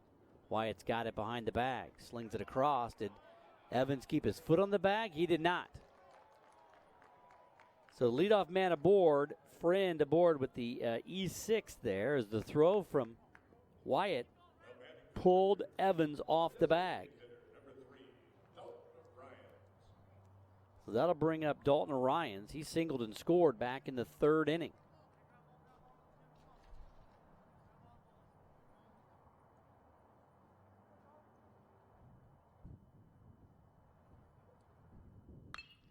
In the air to right field. Coming over, making the grab is Cotton. Boy, that ball was hit well by Ryans, but held up a bit by that wind, and Cotton's able to run it down for the first out of the inning. I'll bring up Matt Cox. Cox singled and scored in the third. In that third inning, the top of the third for Chicago State, they had back-to-back-to-back base hit singles. Scored 3 runs, but the Lopes answered with 6 of their own. Low and inside to Cox. Ball 1. Cox hitting 186 on the year. 1 homer, 9 RBI. A 1-0 from Rep. Well, excuse me, swing down the first base line. Fielded by Evans. He tags him out. Ian quick to jump on that one before it squirted foul. It was headed that direction. Makes the tag. Runner Friend advances to second. There's 2 down. John Cost III will be the 4th batter of the inning. Cost singled and scored. He was just trying to give a sac bunt in that third inning, but he bunted it so well, placed it perfectly. Barnes tried to throw him out and threw into the runner. It went down the right field line into the out of play area. First pitch a strike, and everybody moved up. A run scored. Koss eventually came around to score the 3rd run of the ballgame for Chicago State. John hitting 174 on the season. No homers, no RBI.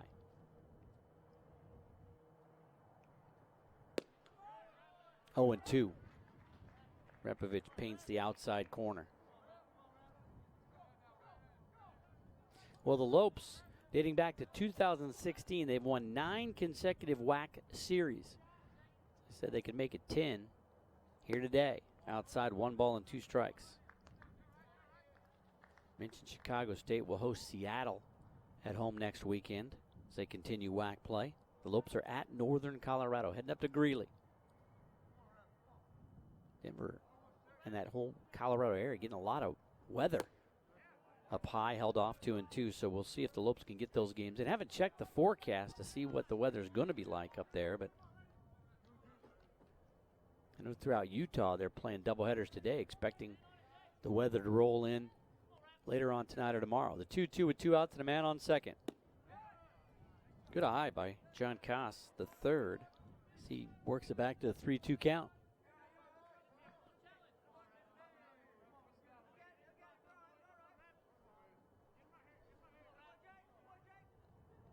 Payoff pitch from Repovich. Ooh, and he walked him. So after getting him 0-2, first walk of the ball game surrendered by Rep.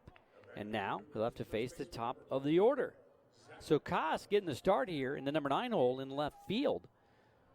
Doing a nice job. Had the bunt single and scored a run in the 3rd inning, and now walks to extend the inning here in the 4th and flip the lineup. Zach Thomas 0 for 2. The first baseman, leadoff man. Now Repovich can't find the strike zone. Rep looking for a quick 1-2-3 inning. Now Bull's going to come in and have a chat with Repovich. Not sure if that's about signs or just something he's seeing, but Friend down there at second and Koss at first. Lopes lead it 6-3. Thomas hitting .292 on the year, no homers, 3 RBI. Chopper, the middle. Wyatt should get it, step on the bag. Taylor made to end the inning. No runs on no hits. There was 1 error and a couple guys left on base. 3.5 complete. 6-3 GCU with the lead. Two-time Grammy nominee David Crowder is bringing his American Prodigal Tour to GCU Arena on April 8th. Student tickets and VIP tickets are available. You can get yours at gcuarena.com.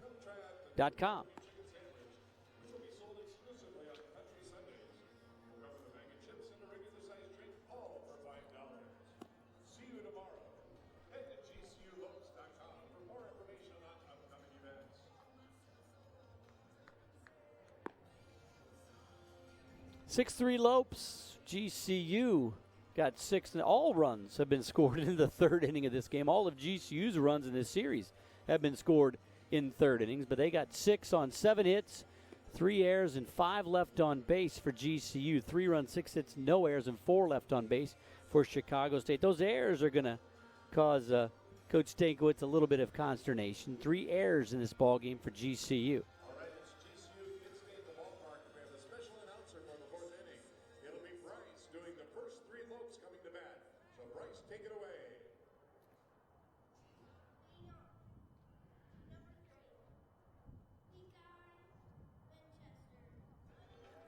Peacock Winchester lead things off in the 4th. The heart of the lineup, Winchester, Evans, and Burton, 3, 4, and 5 for the Lopes. Peacock singled in a run and scored in the 3rd. He also walked in the 1st. This will be his first at bat against Halim. First pitch in there for strike 1.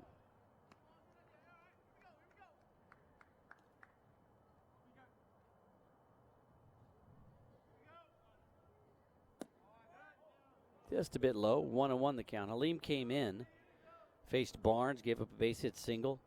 Couple scored, then he walked Bull and got Cotton to line out to the 3rd baseman, Tyler Lowe. The ball was smoked by Quinn Cotton, but just right at Lowe. Just had to reach across his body a bit to make the grab. 2 balls and 1 strike the count to Peacock Winchester. Hitting .325 on the year. First year with the Lopes. In the air to left, tailing away.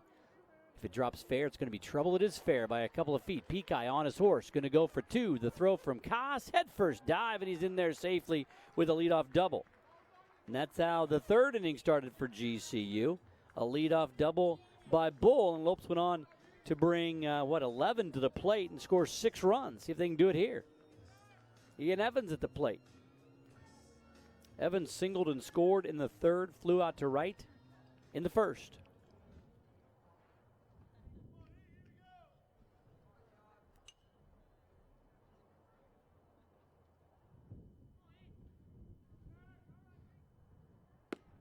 Fastball outside corner, strike 1. Evans hitting .321 on the year.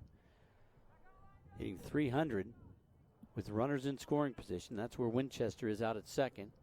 1 homer, 11 RBI for Evans. Wind is blowing out to right field. 0-1. In the air to right. Paciello backs up, makes the grab. Winchester's going to try to tag, and the throw is going to be late. Peacock with the kind of an interesting slide there, sliding to the inside of the bag with the throw coming to the outside of the bag, but He advances on the fly out to right by Evans for the first out of the inning. It was Paciello that made a great throw to nail Burton trying to go second to third on a fly out to right. That was in the third inning yesterday, and so Peacock saw that. This time, Paciello had to back up a little bit. It wasn't a great throwing position. So now another run 90 feet away, and that'll bring up Brock Burton. Goes after the first pitch and fouls it off. That sounded like it caught either the umpire or the catcher in the thigh area. 0-1 to Burton. Brock flew out to left in the first, and then he reached on a fielder's choice and scored in the third. Zach Thomas in at first base. Boy, he likes to play shallow there at first base. The 0-1. Fastball outside corner, strike two. Burton, Quiggle, the pinch hitter. My apologies. Missed that one. Didn't hear the announcement. Kona Quiggle pinch hitting for Brock Burton. Up high. 1 ball, 2 strikes the count. So Quiggle, number 4, had been a switch hitter, now a left-handed batter. The 1-2. 2-2. Kona Quiggle hitting .225 on the year, 1 homer and 4 RBI.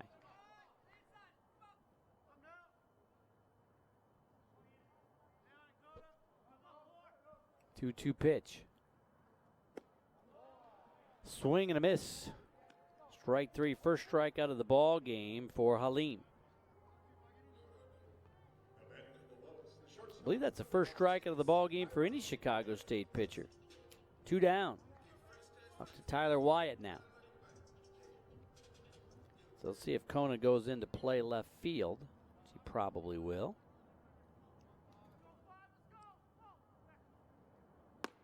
Big swing and a miss on a high fastball by Wyatt. Wyatt 0 for 2, ground out to the pitcher, and then popped out to the first baseman. Ty hitting .268 on the year.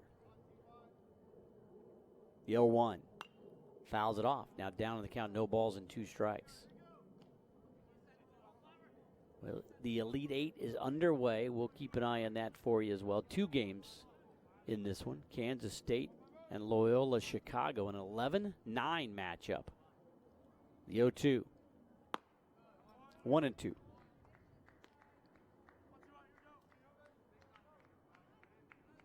Loyola Chicago leading that one 19-9, just underway in the first half. The 1-2 pitch to Wyatt.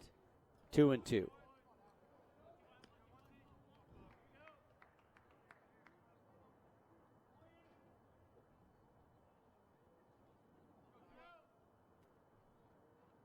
The 2-2 pitch to Wyatt. Ground ball, third baseline foul. Florida State and Michigan later on tonight. That's a 9-3 matchup. A lot of low-numbered seeds, or I guess high-numbered seeds in the Elite Eight. Just got a piece of it to stay alive on the 2-2 count. A lot of high seeds making it into the Elite Eight.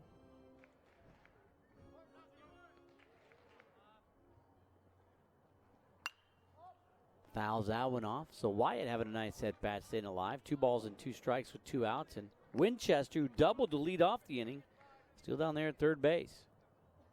Of course, tomorrow you got Texas Tech and Villanova and Duke and Kansas. The 2-2 pitch. Ground ball to short. Throw across in time, and the Lopes come up empty in the bottom of the 4th. No runs on 1 hit, no errors, and a man left on base. We've completed 4. 6-3 GCU with the lead. Our armed forces' heroism, courage, and bravery give greater meaning to what it is to be an American. Grand Canyon University honors you and pays tribute to you and your family. As a community, GCU celebrates your service, your sacrifice, and your commitment. God bless all the brave men and women who put our country first. We want to do the same for you. GCU puts you first with its flexible and convenient online degree programs. We salute you and thank you for your service. I'm Christian Talon, and I'm earning my bachelor's in information technology at GCU. Cyber threats are a growing problem for companies and individuals alike. A lot of resources are under scrutiny of attack. I found it my purpose to try and help businesses and defend themselves against those attacks. One of the great benefits to going to GCU is that we as students get access to the state-of-the-art IT labs where we can put to practice the information that we're learning in our classrooms. Find your purpose at Grand Canyon University. Visit gcu.edu/IT.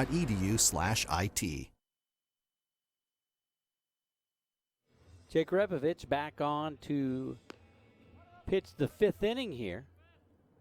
Lopes have a 6-3 lead. Conequiggle remains in the ball game playing left field. He pinch hit for Brock Burton in the 4th. As we go to the 5th here, it'll be 2, 3, and 4. Zunkel, Paciello, and Lowe due up for Chicago State. In the ball game yesterday, which the Lopes won 3-2. Each team scored all their runs in 1 inning.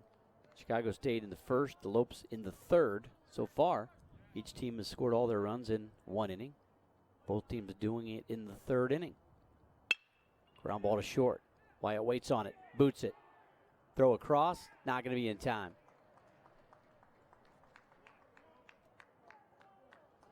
Well, Wyatt waited for that one for a long time, and it just played him a bit there.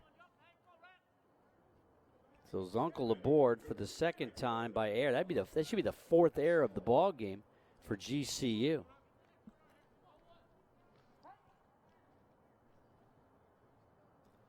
Now Stankiewicz is going to come out, not to pull anybody, but probably just to get everybody's head back in the game. I mean, 4 errors for the Lopes. Evans made an error back in that 1st inning. Big error by the catcher Barnes. And then 2 errors now by the shortstop Tyler Wyatt. And that's one thing Coach Stankiewicz said in the pregame show. He said, you know, we've got to get guys who take their opportunity when they get their chances. He said, we got a lot of guys who want playing time, and Wyatt started at shortstop the last 2 games. Mumper not getting the starts. Mumper arguably the better defender, but Wyatt snapped over, and Zunkel gets back. Paciello at the plate now. Wyatt arguably the better hitter, but you got to play good defense if you want to stay on the field. Repovic's first pitch to Paciello. Ground ball to 3rd. Can they turn 2? Malice to Bull. Back to 1st. The twin killing, and that is the pitcher's best friend. Well, Coach Stankiewicz should take more visits to the mound. 1 visit, 2 outs. We'll bring up Tyler Lowe with the bases empty.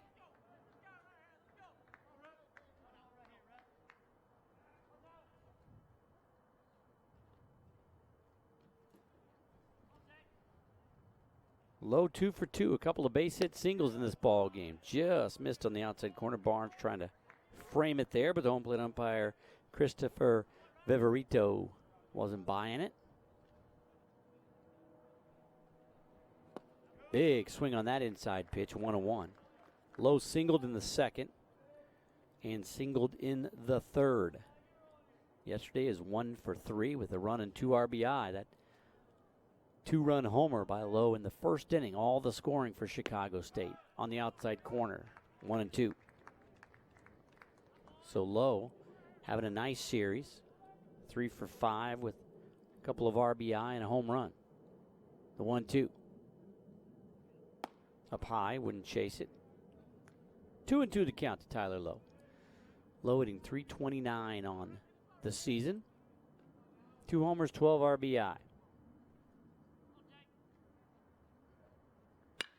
Rips that one into left. A long way, up, and away. High off the net there. 2nd home run of the series for Lowe, and it's a 6-4 ball game. Lowe 3 for 3 now in this one, and that one, a bit of a no-doubter. So Lowe picks up his 3rd home run of the season, 2nd of the series. That'll bring up Jacob Vanetveldt. So after the double play, boy, that very important now after getting that double play. If they hadn't turned that, could have been a 2 or 3 run homer. First pitch to Vanderbilt, bunting, and he bunts it foul. Vanderbilt reached on a fielder's choice in the second and flew out to center in the third. And ended that third inning.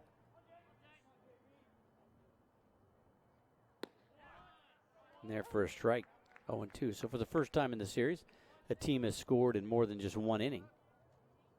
And Chicago State puts a run on the board here in the fifth. The 0-2. Foul back. That was coming our direction right off the screen. Still convinced we could get a foul ball into the press box here. The windows are open. The 0-2. Fouled back again, straight back. So Vanderbilt on it, just under it a bit. Count stays 0-2. The way the screen is, with the height of the screen, it would have to be perfectly placed. A lot of backspin on it, or topspin. The 0-2. Ooh, up high. That almost hit him on that lead forearm. I guess it didn't. 1 ball, 2 strike the count.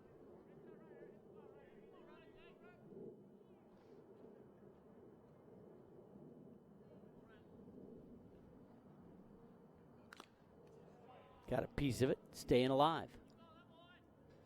Well, it's a final up in Utah. The Utes beat Sacramento State 13-7. So they even that series.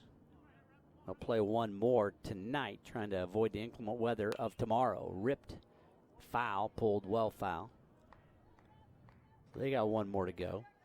In the top of the seventh, Seattle U still leads at New Mexico State 3-1, trying to even that series. Skubal went 5 innings for the Red Hawks. The 1-2. Little squibber coming in as Evans. Can he reach it? He can. Makes the grab, and that is the inning. But the solo homer puts another run on the board on one hit. There was one error, and nobody left on base. We go to the bottom of the fifth. 6-4 GCU with the 2-run lead. GCU TV's latest series is here to answer your questions. Watch new episodes of Ask GCU every week on youtube.com/GCU and tweet all your GCU-related questions to #AskGCU to get your question featured.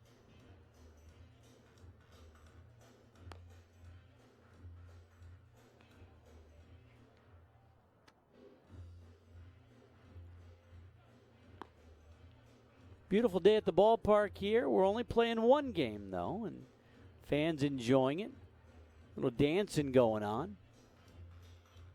Low lead at 6-4 as we go to the bottom of the fifth inning here. For GCU, it'll be the bottom third. Malice, Pavlica, and Barnes due up.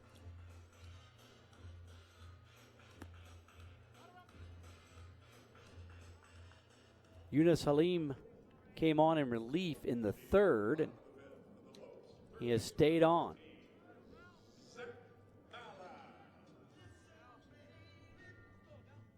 Malice singled his first time up in the second, walked in a run, and then scored in the third.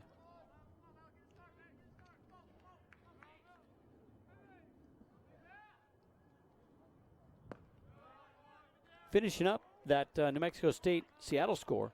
In the top of the seventh, it's 3-1 Seattle U. Tarek Skubal went 5 innings, struck out 3, but walked 7. Ripped by Malice. It's hooking foul, though. Boy, he flirted with that his last at-bat. That went a long way. He had 2 deep drives foul, and then he squared one up and lined it into right field in front of Paciello. See if he can do that again. That was 2 at-bats ago.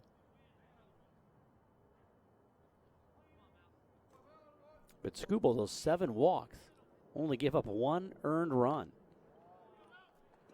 Into the mitt, strike 2.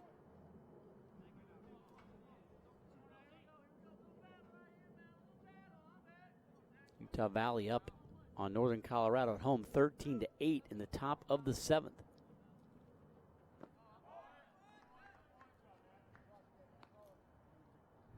Two balls, 2 strikes to count.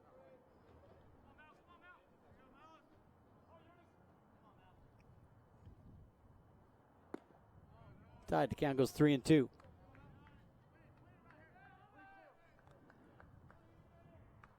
For full count to Malice. He walked his last time up. The pitch. Just fouling that one off, staying alive.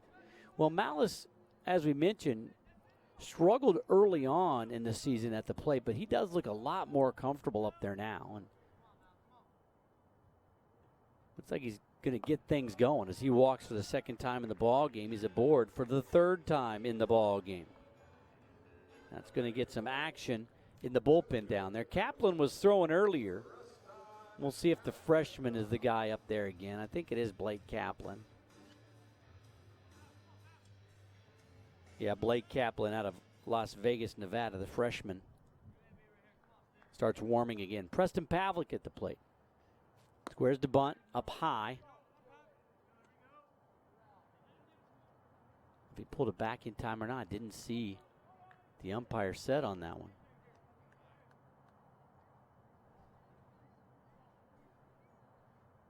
I think he might have pulled it back in time, but couldn't tell from the umpire. That one ripped into center field. Doesn't matter. Van Velt starts back and then comes in and makes the grab. So Pavlik retired. Malice still down there at first base. Then I'll bring up Griffin Barnes. Well, Malice 5 for 5 in stolen bases. We'll see if he wants to run here. Up 2 runs, 6-4. But Barnes drove in 2 with the base hit single his last time up and ground into a fielder's choice back in the second inning. Throw over, Malice dives back safely.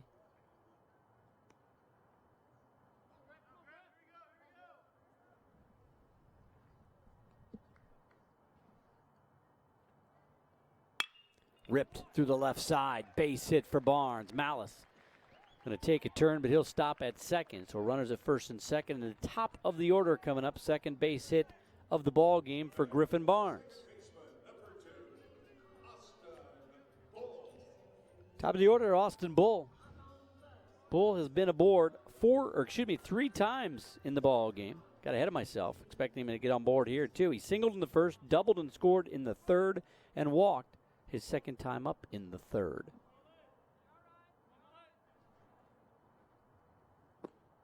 Missed outside, ball 1.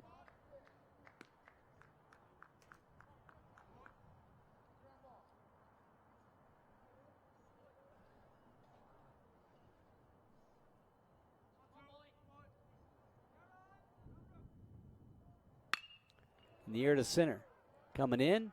Ball hits on the ground. The throw to second in time to get Barnes. Well, Griff, a little bit of a base running blunder there.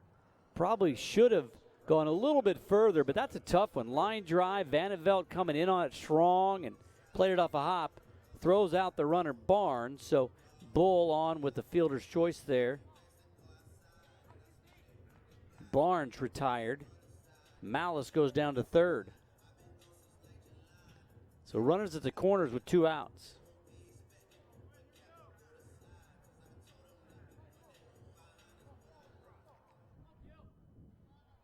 So a strange fielder's choice there, but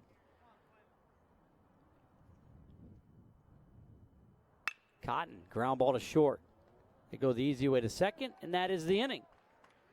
So leadoff walk, they pitch around it. For the Lopes, no runs on 1 hit, no errors, and a couple left on base. We have completed 5, 6-4, GCU with the lead.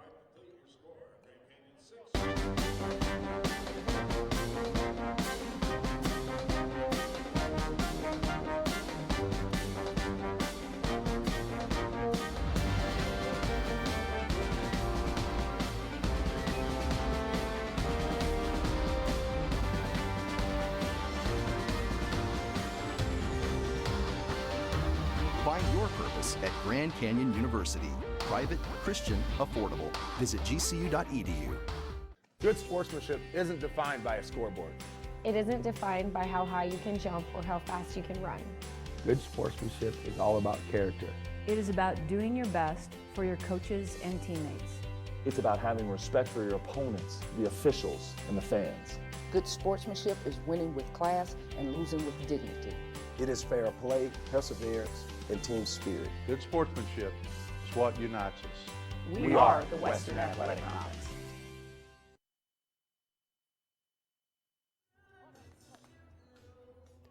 6-4, GCU with the lead here.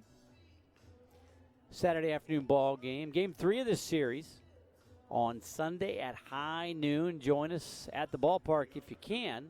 If you can't, make sure you join us on GCU TV or come out to the ballpark and pull up GCU TV on your phone or iPad or your electronic device. Listen to the ball game, watch the ball game, and enjoy beautiful weather here in Phoenix. Friend, Ryans, and Cox due up for Chicago State here in the 6th. Big swing and a miss by Cody Friend. Strike one. Friend 0 for 2. Reached on an air back in the 4th and ground out to Repovich. His first time up in the 3rd. Or excuse me, in the 2nd. 0-2 now the count.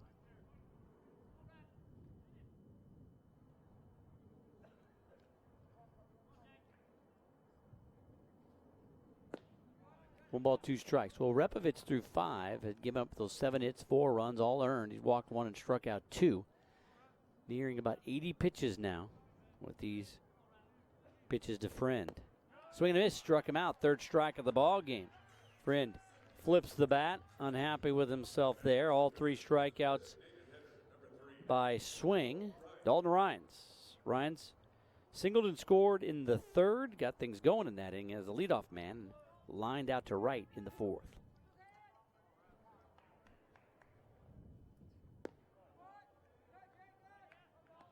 Down low, ball 1.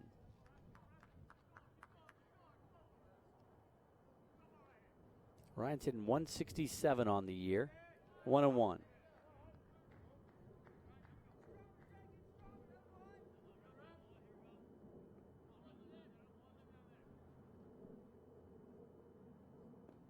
Tried to check his swing, did he? They're going to look down. He did check his swing. 2 balls and 1 strike to count. Thought he did. The fans don't like the call. Seemed like the right call by Jason Vinzen down there at 3rd base. So we're up behind in the count. 2 balls and 1 strike. Nobody throwing in the Lopes pen. All the relievers are down there sitting around. 3-1 the count. See if anybody gets up after this batter. If Rep were to lose him, I think you might see somebody hop up, maybe Jeremy Smith. The 3-1. Fouls it back. 3-2. Repovich having a nice outing. Jake, as we mentioned, was kind of eased back into the rotation, making some rehab starts of sort after a off-season injury. The 3-2. Chopper. Oh, Repovich skies and snags it. An athletic move by Rep. 1-3 on the putout on the bouncer. I'll bring up Matt Cox. Well, Repovich had that offseason injury and just threw a couple of innings against Washington State and then went 4 innings against San Diego State, 2 1/3 against Valpo, 5 innings against Penn State. In there for a high strike. And then 4 2/3 against Fullerton. So already through 5 2/3 here, his longest outing of the season. The 0-1 to Cox. Swing and a miss, make it 0-2. Cox singled and scored in the 3rd and ground out to Evans unassisted in the 4th. The 0-2. Fastball misses high, 1 ball, 2 strikes. That's where Barnes wanted it, though. You see him point the glove out there after that pitch. Cox wouldn't chase it, though. Cox hitting 183 on the year. The 1-2. Make it 2-2. Ball's in the dirt.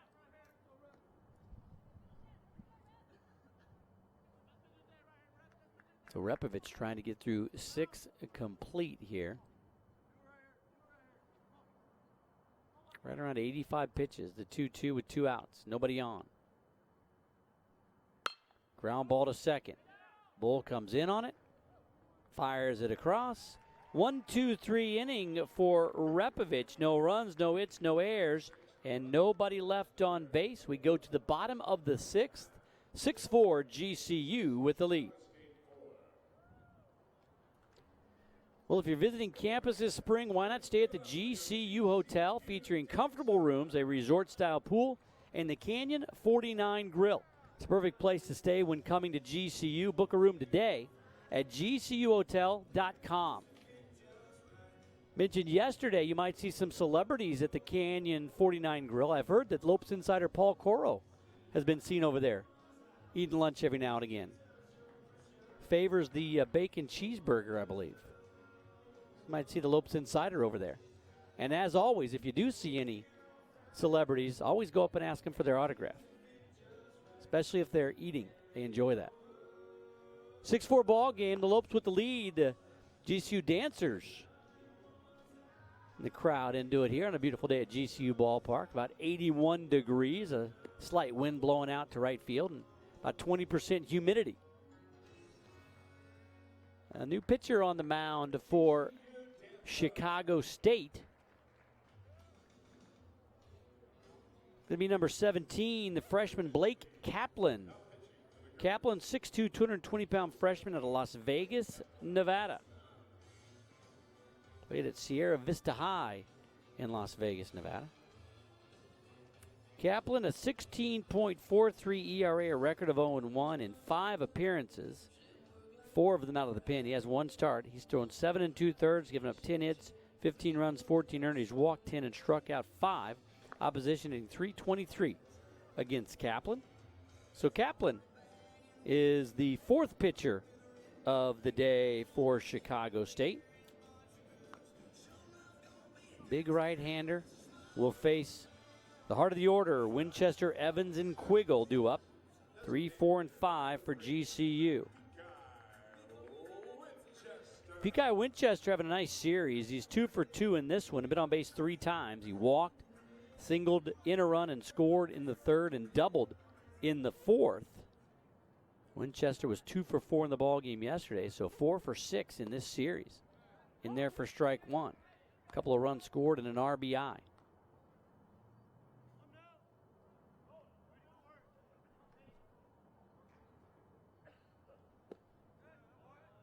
One and one. The Lopes with 6 runs all in the 3rd, have 9 hits in the ball game, 8 left on base, but they've committed 4 errors. Chopper right side, foul ball. Thomas tried to keep the toes in like he was catching a pass. It don't really matter where your body's positioned, matters where that ball goes over the bag. And it was a foul ball quickly called by the first base umpire, Johnny Pineda. 1 ball and 2 strikes.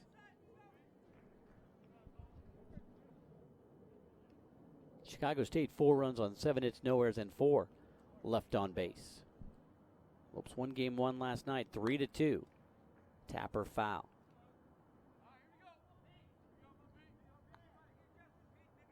Winchester hitting .333 on the season. No homers yet, and 12 RBI. The 1-2. Outside 2-2.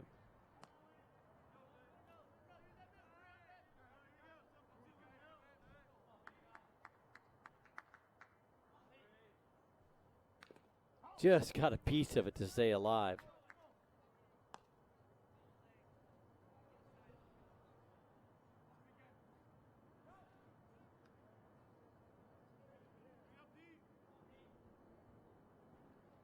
The 2-2. Make it 3-2.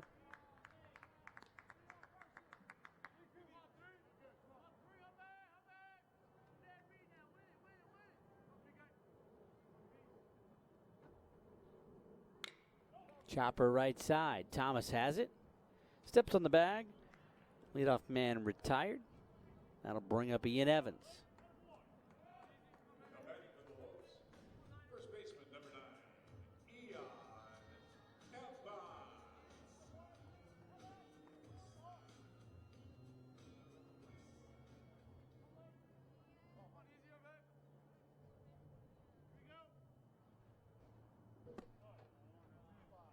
Inside ball 1. Evans a fly out to right, singled and scored in the 3rd and flew out to right in the 4th. 1 for 3 for Evans in this ball game. This is outside. 2-0 the count.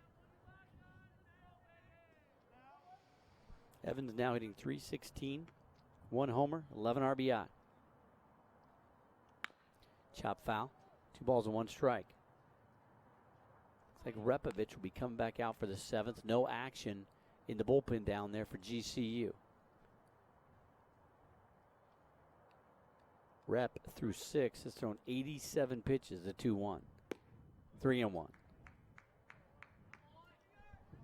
Well, Jake Wong went 7 innings through 106 pitches, and talking to Coach Stankiewicz prior to the game, he said these guys, they're working them up there to get that pitch count right around 100, and he walked him. So Kaplan comes into the ball game, gets the first man, Pekai Winchester, the hottest hitter on the Lopes squad, and then walks Ian Evans, a cleanup man. Conequigo came into the ball game as a pinch hitter in the 4th inning. He struck out against Yunus Halim. Coming up here now for his first at bat against Blake Kaplan. Tacona 0 for 1 in the ball game.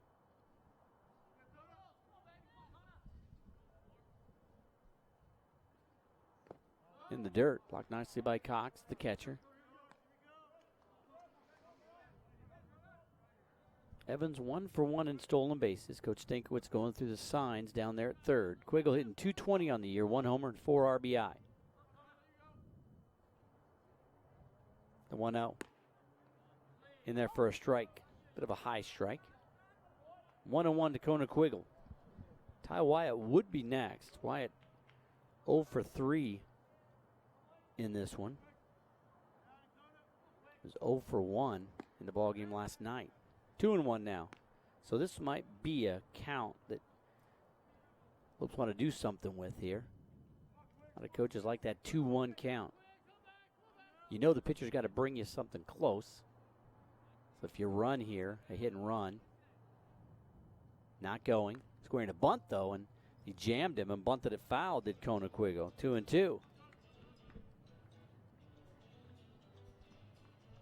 Well, at the half, Loyola Chicago up by 12, 36-24 over Kansas State. Trying to punch their ticket to the Final Four from the 11 seed. Evans extends his lead a bit. Kaplan looking at him to 2-2. In the air to left. In the air, Koss coming over toward the line. Still coming, still coming. It's going to land foul and out of play. Just over that cinder block wall down there that separates the Lopes bullpen from the playing field. The count stays 2 balls and 2 strikes.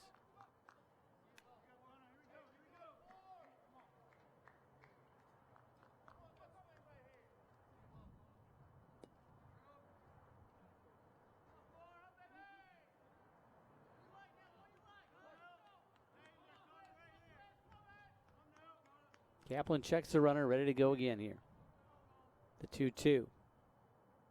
Runner starts, stops, line drive into center field.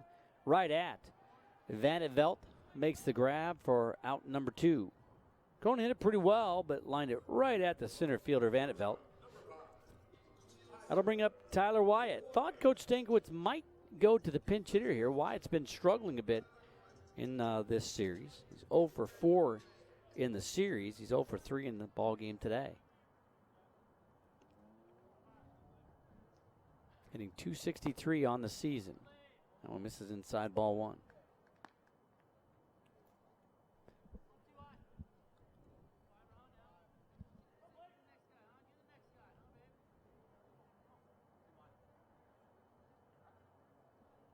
The 1-0. Bounce that one up there. 2-0 the count. So Blake Kaplan pitching behind a couple of guys here. Issued the walk to Evans, but got Quiggled a line out to center.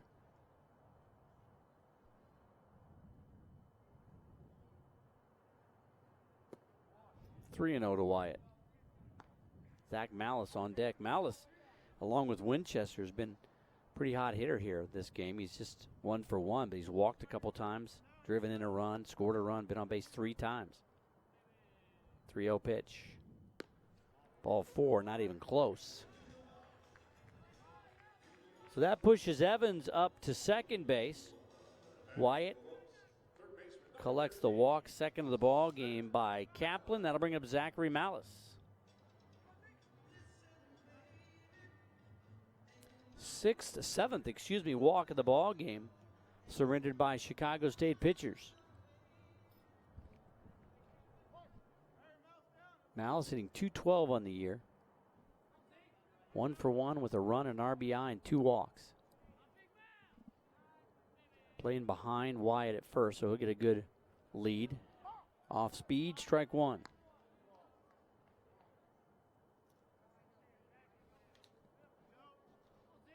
Malice, a junior at third baseman.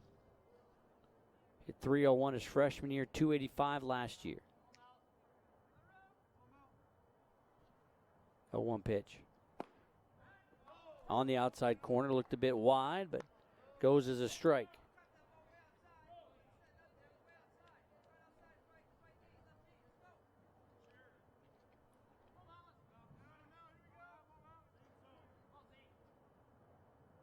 The 0-2 from Kaplan. In the air, hit well to right and deep and gone. 3-run shot, Zach Malice high off the screen in right field. Well, he flirted with it his last 2 at-bats and pulled him foul and out of the park. Malice has his second home run of the season and pushes his RBI count up to 12. Lopes lead it 9-4.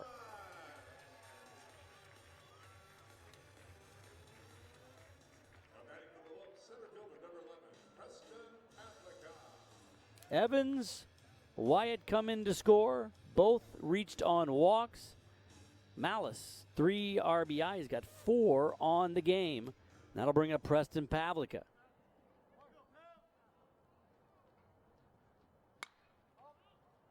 After the first pitch and fouls it off and out of play. Just barely over the screen. Boy, Wynn was trying to push it back in, and Tyler Lowe did not give up on it. Goes as a somewhat exciting strike 1. Pavlica looking for his first base hit. He did walk in a run and scored in the 6th, but he's 0 for 2. That hits him. Well, Kaplan trying to look like have a little breaking ball there and just got away from him and hits Pavlica. He heads down. So 2 walks and an HBP, and Kaplan scuffling a bit here. I'll bring up Griffin Barnes. There is action in the Chicago State pen. Lopes it at 9-4.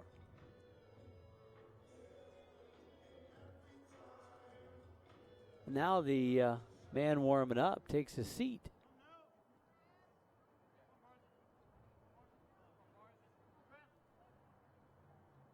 Pitch to Barnes.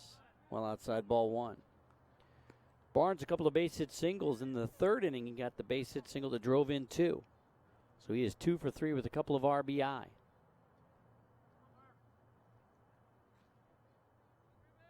Joe Fitka warming up in the pen. There goes the runner. Throw down. Pavlica has a stolen base. Preston was 5 for 6. Now he is 6 for 7. 2 balls, no strikes on Barnes. Another man in scoring position. Well, that one, Pavlica, I think he was just looking at the pitcher Kaplan, and Kaplan never really looked at him, so he just took off.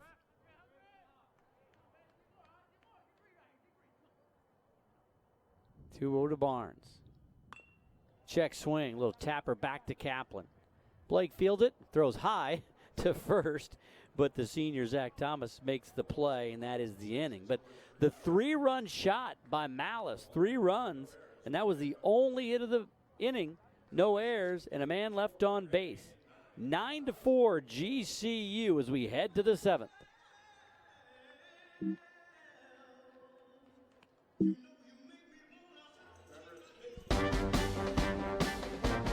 GCU offers more than 200 innovative programs across 9 colleges, which now include cutting-edge next-generation programs in engineering, computer science, and information technology.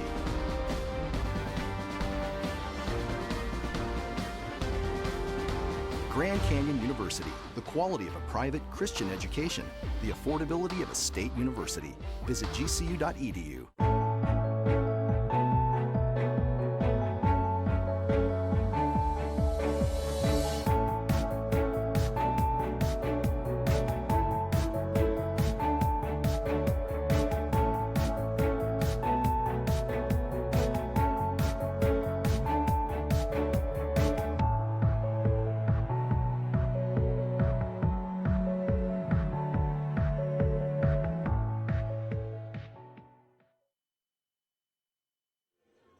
Jake Repovich back on the mound.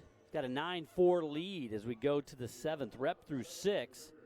7 hits, 4 runs, all earned. He's walked 1 and struck out 3.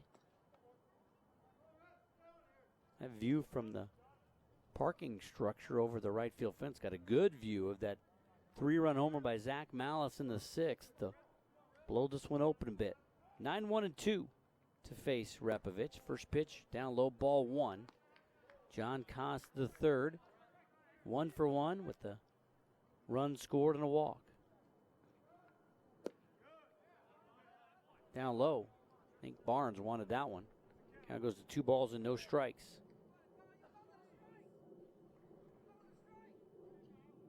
The 2-0 pitch from Repovich. 3-0.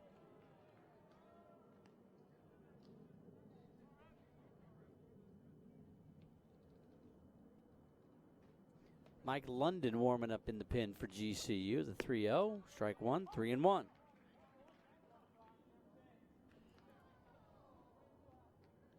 London had been the Saturday or Sunday guy.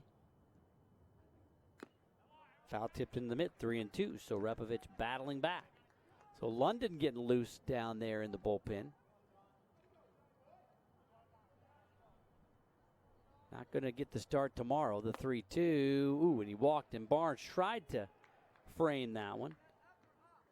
So that is the second walk surrendered by Repovich. Top of the order, Zach Thomas. Ethan Ivanko going to get the start tomorrow.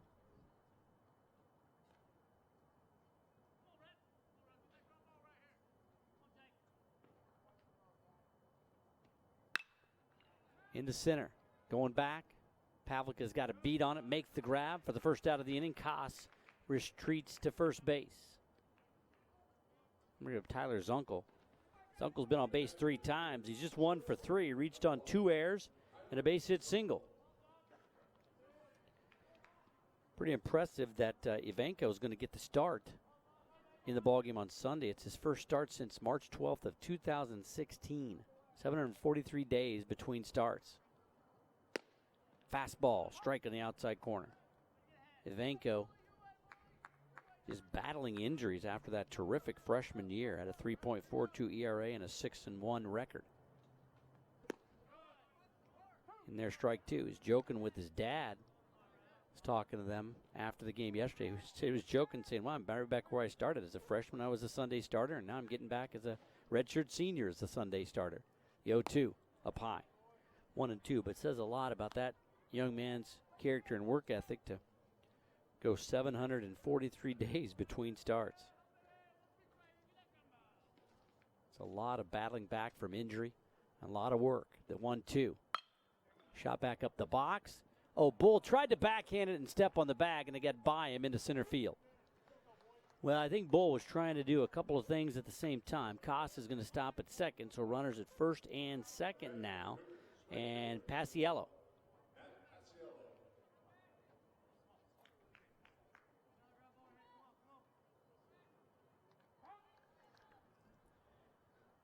And Dorman's going to come out. Rich Dorman's going to come out and have a chat. They're going to look down and see if London's about ready, but he just started throwing off of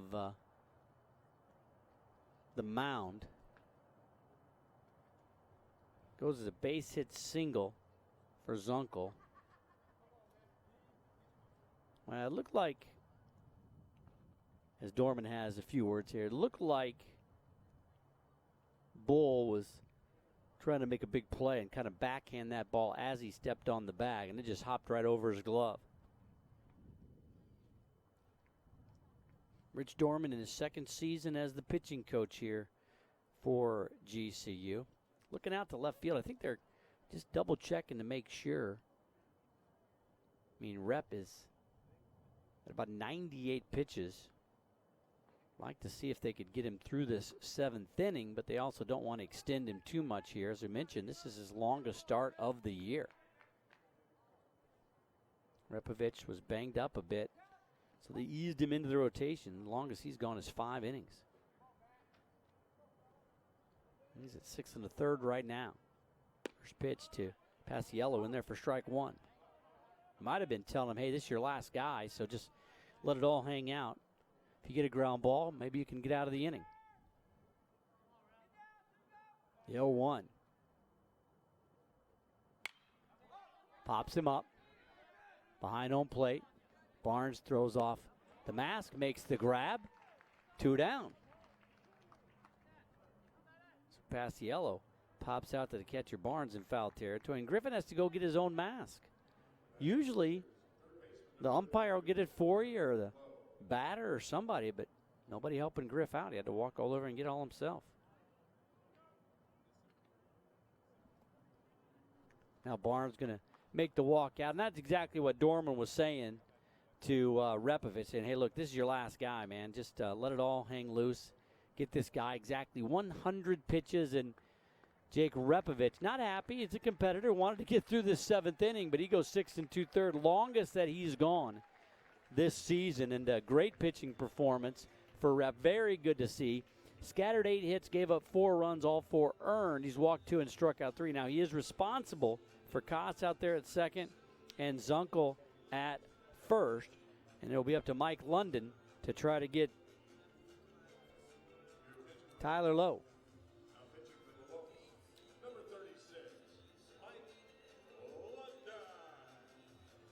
So Mike London, number 36, the 6', 220-pound senior right-hander, came over from Franklin Pierce College.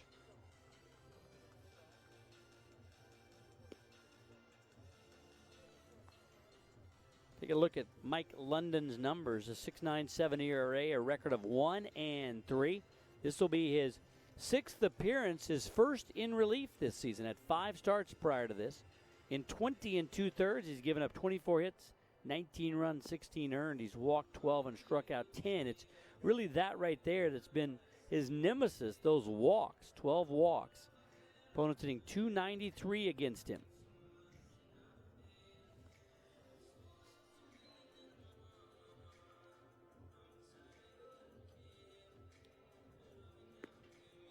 So London comes in with 2 outs and runners at first and second. The Lopes up 9-4. Already mentioned Utah beat Sac State 13-7. They'll play another ball game later on tonight. Seattle extending their lead up 5-1 as they go to the 9th in Las Cruces. They're trying to even that series up. New Mexico State won the first game yesterday 12-6. Utah Valley up 14-9. Northern Colorado not going away. They are in the 8th. Later on tonight, Bakersfield and UTRGV. So London will face Tyler Lowe. Lowe had the solo homer back in the 5th. He is 3 for 3. Righty-righty matchup. London out of the stretch and almost hits him on the ankles. Ball 1. Lowe singled in the 2nd, singled in the 3rd. Hit the solo shot in the 5th.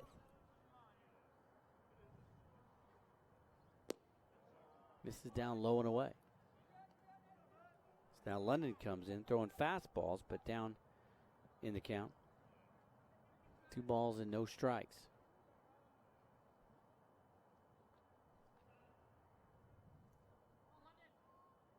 The 2-0 pitch. 3-0. Now London in danger of walking the first man he faces and loading up the bases. And the Lopes have that 9-4 lead. Chicago State trying to chip away here with 2 outs. In there for a strike.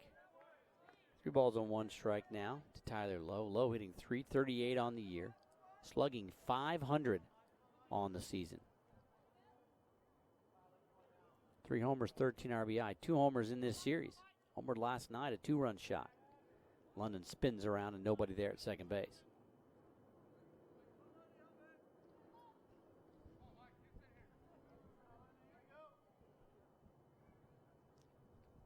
The 3-1 pitch by London. And he walked him. So London comes in and walks the first man he faces. Second walk of the inning. Bases loaded for Vandenvelt.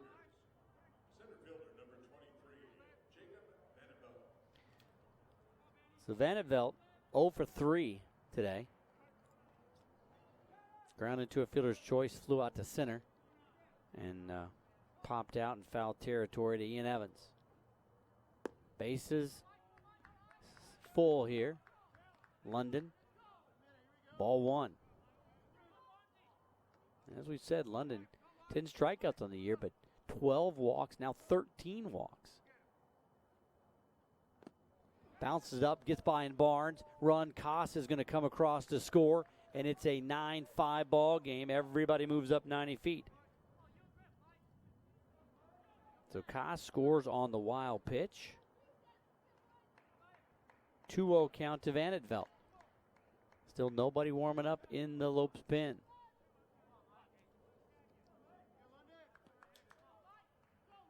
So this could get very interesting very quickly here. That pitch gets away. 3-0 now to Van Etvelt. Now you get a pitcher for the Lopes trying to heat up quickly, but just stretching right now. Now starting to throw a little bit. 3-0 count. London's pitch to Van Etvelt. Outside corner, strike 1, but this is kind of what he did against Lowe. 3 balls and then painted the corner and then walked him.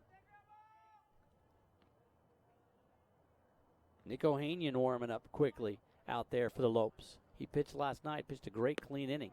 Strike on the inside corner.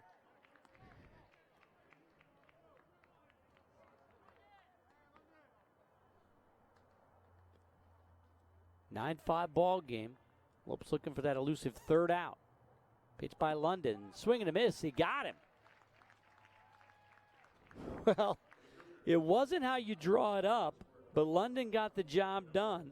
1 run comes across on 1 hit. There were no errors and a couple of left on base. Stretch time here at Brazell Field at GCU Ballpark. Lopes lead it 9-5.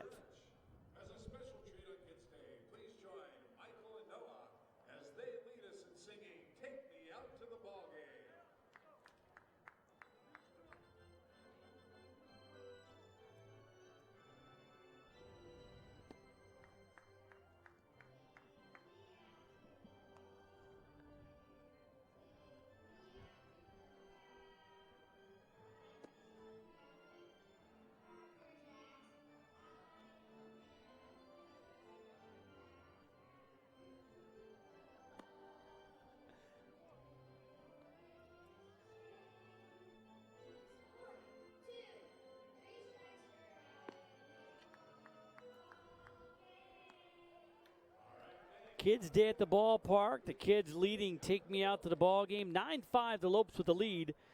Grand Canyon University Arena is proud to host Elevate Music Festival for its 2018 Phoenix debut. Top names in Christian music will perform in the 3-day festival this June. Tickets, they are already on sale at gcuarena.com. 9-5 Lopes, top of the order. Bull, Cotton, Winchester against Blake Kaplan. Lopes 9 runs, 10 hits, 4 errors, 9 left on base. Chicago State 5 runs, 8 hits, no errors, and 6 left on base. 5th plate appearance for Austin Bull. First pitch from Kaplan, strike 1 on the outside corner. Bull singled in the first, doubled and scored in the third, walked in the third as well, and then reached on a fielder's choice in the 5th. He's been on base 4 times in this one. 1 ball, 1 strike to count.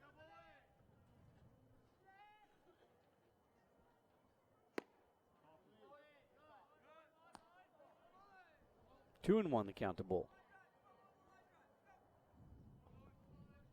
Bull was 0 for 4 in the ball game last night.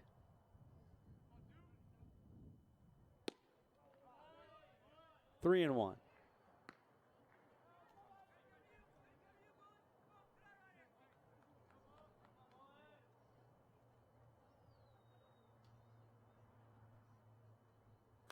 Bull chops that one foul.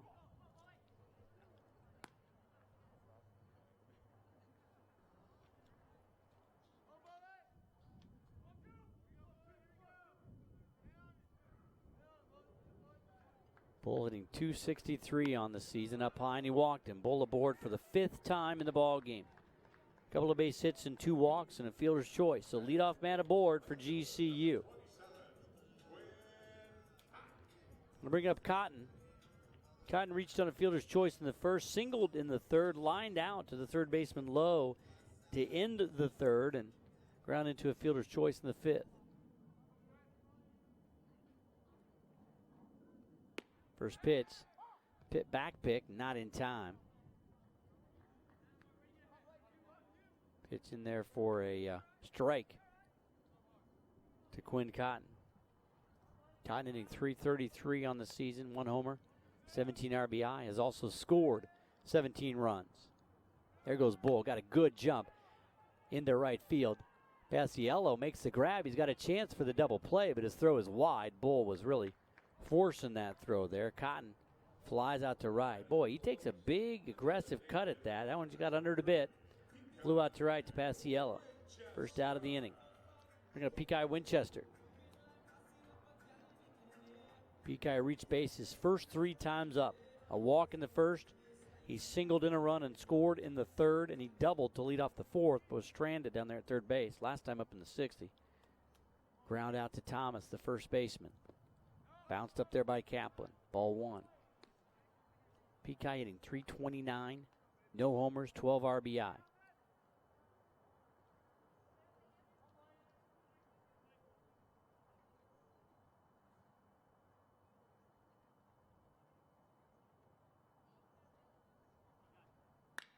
Ripped past the first baseman into right field. Bull thinking first to third.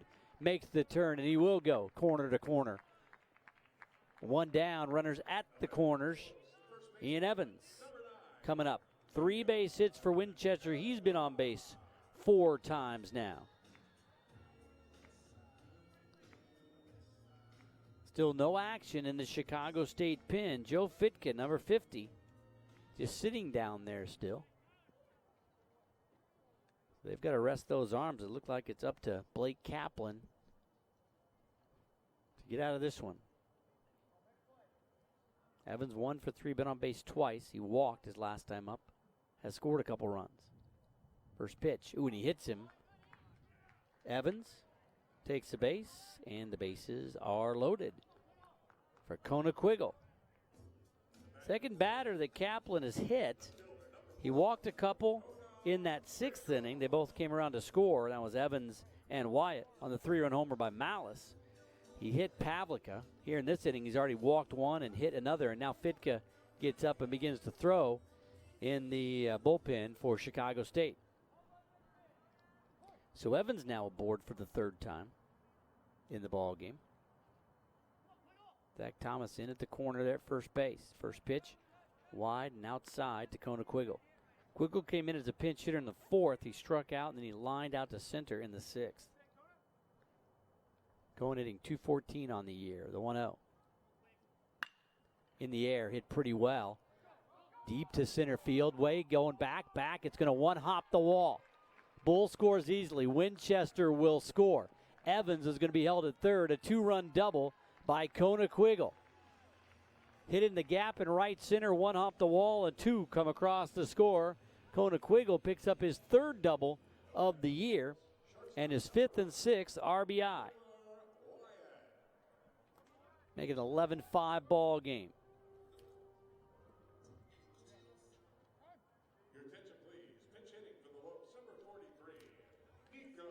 So pinch hitter for Tyler Wyatt. Number 43, Nico Bergarello, the freshman out of Sandra Day O'Connor High School in Glendale, Arizona.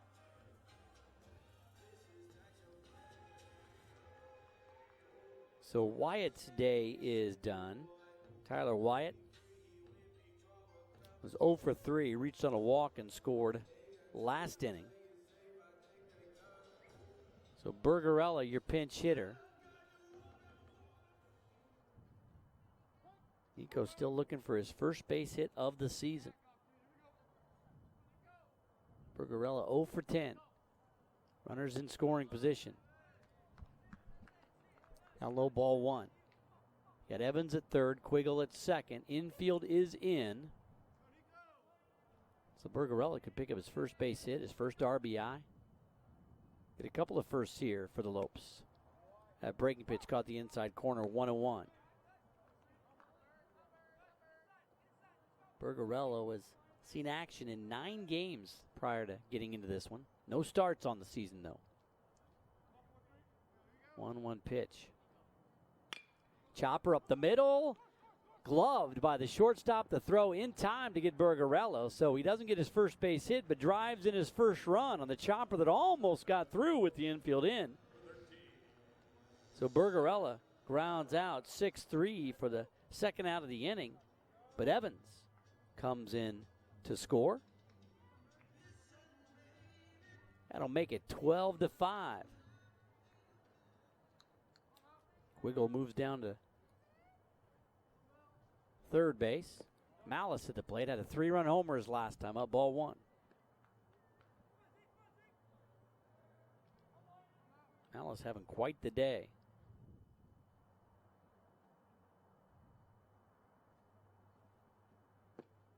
Two and 0.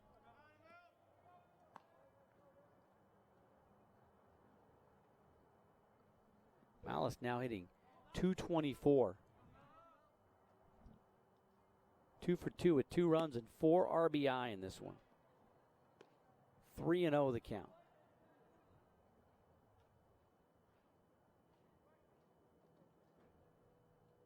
Malice singled his first time up, walked in a run and scored, walked again, and then had a 3-run homer. Walks on 4 pitches. So runners at the corners for Preston Pavlica.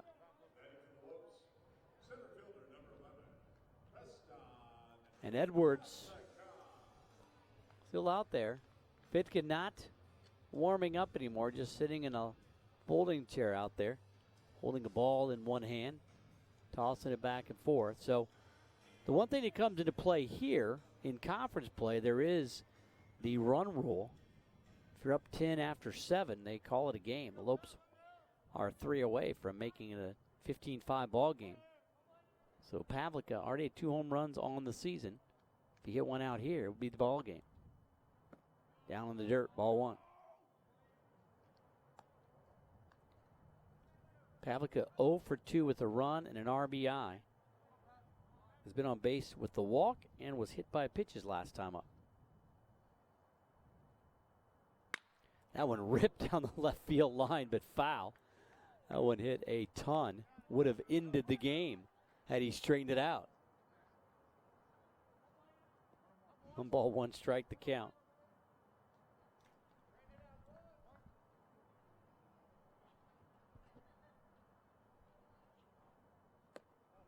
Good off-speed pitch in there for a strike. 1 ball, 2 strikes, the count.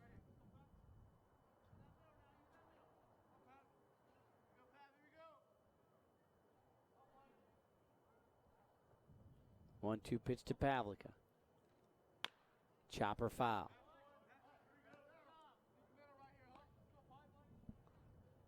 Preston in 175 on the season.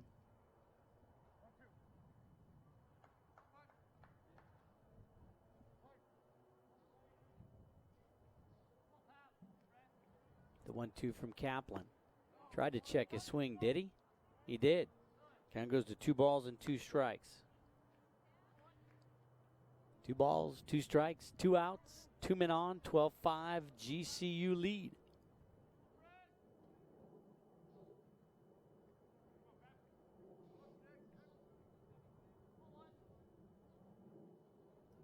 Pitch from Kaplan. Just missed inside. Count goes full, 3 balls and 2 strikes. Griffin Barnes on deck. Barnes already has a couple of base hits and a couple of RBI. Full count. Malice will get a running start here from first base. There he goes, and that hits Pavlica. So Pavlica hit for the second time by Kaplan. Bases loaded and Barnes at the plate.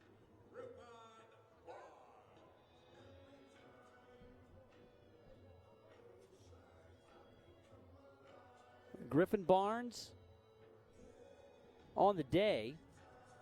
Grounded to a fielder's choice, singled in 2 runs in the 3rd, singled in the 5th, and Ground out to the pitcher in the 6th. He's hitting .341 on the season. No homers, though, and 11 RBI. Up high to Griff. Ball 1. Still no action in the Chicago State pen. This is Kaplan's ball game.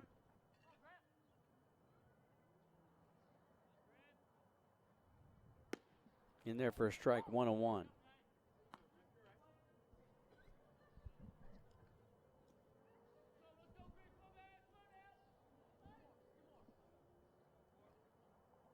The 1-1 pitch to Barnes. Fouls it off. 1-2. No action in the Lopes bullpen either. I think London's going to come back out here in the 8th. The 1-2. In the air to right. Paciello coming over. Makes the grab, and that is the inning for the Lopes. 3 runs on 2 hits. There were no errors and 3 left on base. We have completed 7, 12-5 GCU. I'm Mary. I am a sophomore at GCU, and I'm studying biomedical engineering. GCU is definitely preparing me for the next chapter in my life through the dedications of professors, the advanced technology labs, and the support from the advisors and faculty. Biomedical engineering is not easy. We are able to interact with the doctors and provide the tools they need to be successful.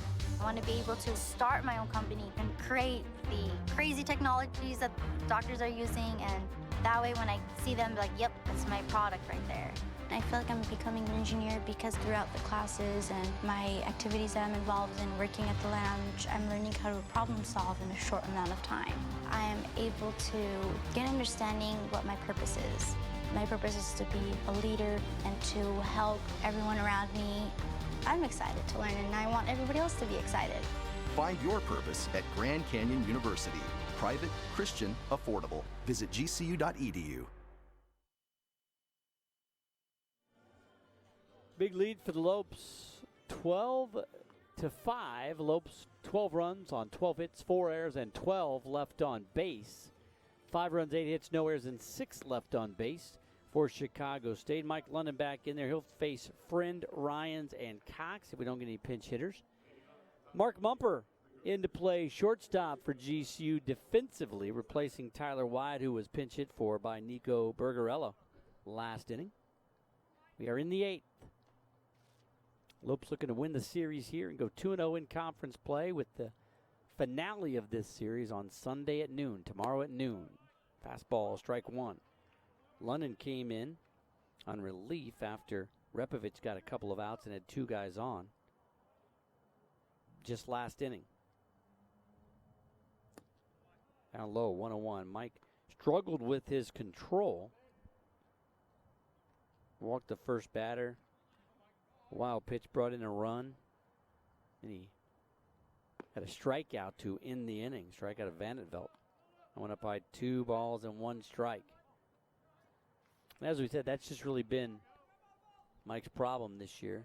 He's now got 13 walks and 11 strikeouts. In there for a strike. 2-2. Coaches really like London. Think he's got a lot of good stuff. He's got to get that control figured out. The 2-2. In the air to left, slicing foul and out of play.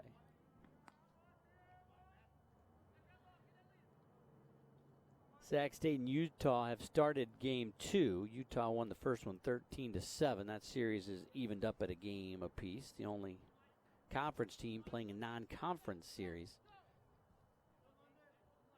here in this one. And New Mexico State trying to tie or extend their game at home. Trail Seattle U 5-3, but they're in the 9th. Just 1 out, and they got a couple guys on. The 3-2. Swing and a miss. He got him. Back-to-back strikeouts going back to last inning for Mike London. And Friend, second strikeout of the ball game. He likes to flip that bat after he strikes out. Did that after Repovich got him last time up. Dalton Ryans singled and scored in the 3rd, lined out to right and ground out to the pitcher. 1 for 3. In the air to center. Pavlica, 2 down.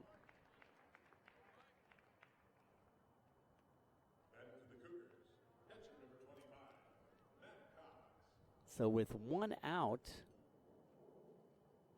Mexico State has runners at the corners. Zach Wolf trying to knock down his 2nd save of the season. Cox, your hitter. Cox 1 for 3. Singleton scored in the 3rd and ground out to the first baseman in the 4th. Ground out to the second baseman in the 6th. 1-0 pitch. 1-1.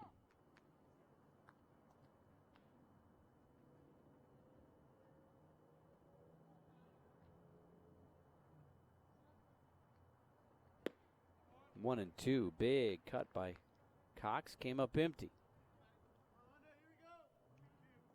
Well, Loyola Chicago looks like they're going to get to the Final Four unless K-State has a big comeback in them. Loyola Chicago up 54-33. Strike 3 called, and that is the inning. So London gets a 1-2-3 inning. He has struck out 3 of the last 4 batters that he has faced. No runs, no hits, no errors, nobody left on base. We go to the bottom of the 8th. Lopes lead it 12-5.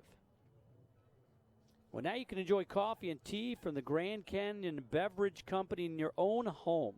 GCBC's locally sourced coffee beans and fine teas are available online at lopeshops.gcu.edu/GCBC.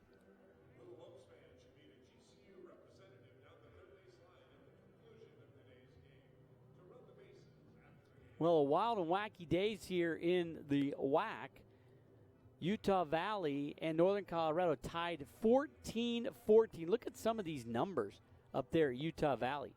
Utah Valley scored 10 in the second to answer a 4-run second by Northern Colorado. Northern Colorado scored 3 in the 4th and now has put 6 on the board in the 8th to tie it at 14-14. 28 runs between the two teams and 36 hits in that one. Good grief. And they're going to play another one later on. A couple guys on the bottom of the 8th.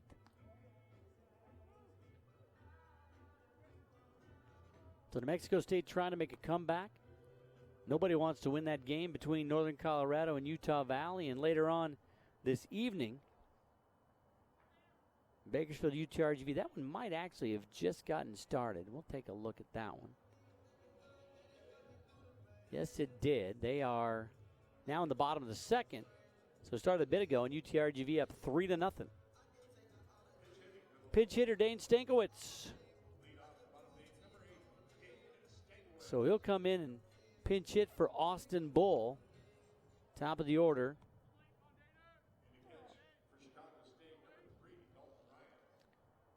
Dalton Ryan's going to come in and catch for Chicago State. And Malik Carpenter, your new first baseman. First pitch to Stankiewicz. In the dirt, ball 1. Kaplan still on the hill. Stankiewicz into $143, no homers and no RBI. So nice day for Austin Bull. He is 2 for 3. It comes to an end, 2-0 to Stankiewicz. A single, a double, a walk. Couple of runs scored for Bull. He was on base every time he got to the plate. 5 times on base. Ripped down the right field line, but foul. 2-1 the count to Stankiewicz.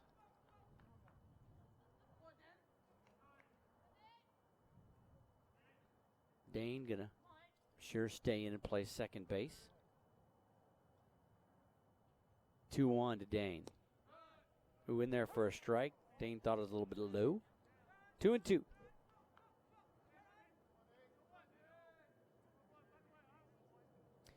Well, New Mexico State keeps chipping away. Now it's a 5-4 Seattle lead. Swing and a miss, he got him. Took a little something off that one, it looked like. So Stankiewicz goes down swinging. First out of the inning. They'll bring up the right fielder, Quinn Cotton.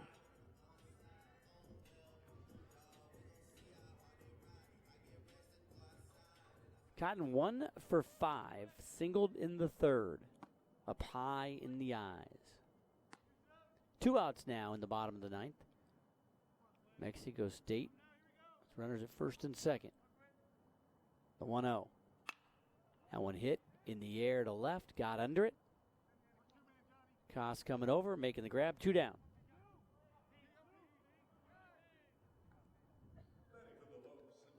Pekai Winchester, the DH. Winchester walked in the first, singled in a run and scored in the third, doubled in the fourth, ground out to the first baseman in the sixth, and singled and scored in the seventh.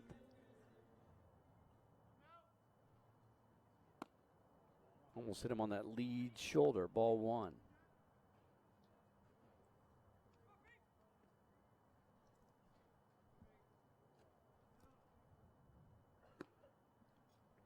One and 1 to Pekai Winchester.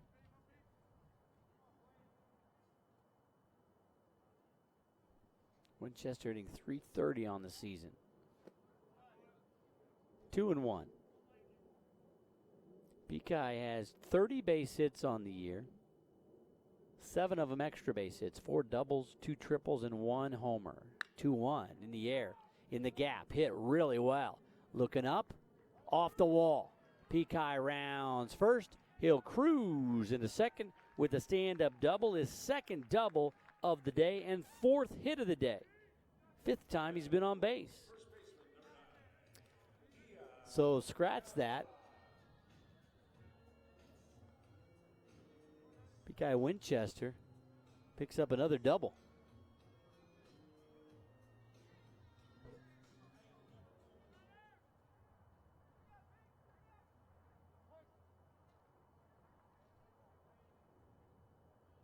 Ian Evans at the plate. In there for strike 1. Evans hit a base hit single and scored a run in the third, walked and scored in the sixth, was hit by a pitch and scored in the seventh. 1-1 the count to Evans. Evans hitting .316, 1 homer, 11 RBI.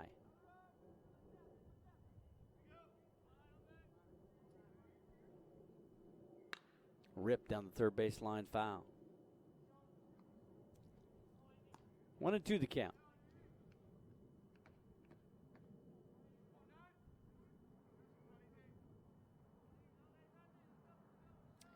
It's a final. Seattle holds off New Mexico State 5-4.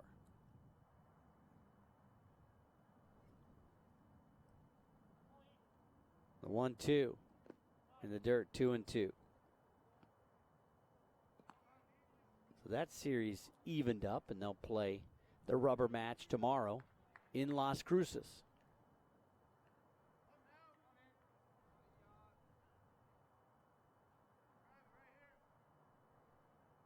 2-2 pitch with 2 outs and a man on second. In the air to center field. They're going to hold up Winchester. Oh, the ball gets by the center fielder out there. Winchester's going to come in to score. Evans is going to stop at second base, and it's 13-5. Well, Reggie Brock Jr. in at center field. A couple of changes that we might have missed. Brock just misplayed that one. Winchester comes in to score. Evans now out at second base. Should be the single in the E8. Winchester scores to make it a 13-5 ball game. Kona Quiggle at the plate. Never strike 1. Quiggle doubled in a couple runs his last time up. This is his 4th at bat after coming in as a pinch hitter in the 4th inning. That one bounced up there by Kaplan.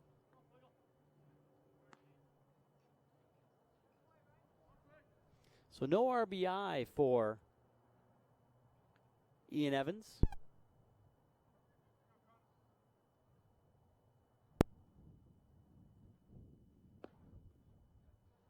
Two and 1 the count to Kona Quiggle. Quiggle 1 for 3. Those 2 RBIs on that double his last time up. 3 and 1 the count.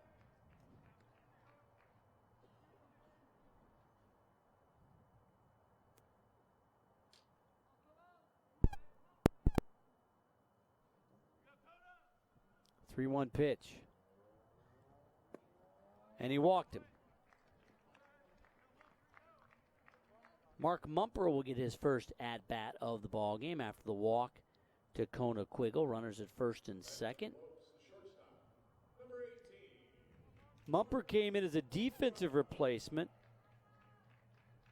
So you got Evans down there at second, Quiggle down there at first now after the walk, and Mumper at the plate.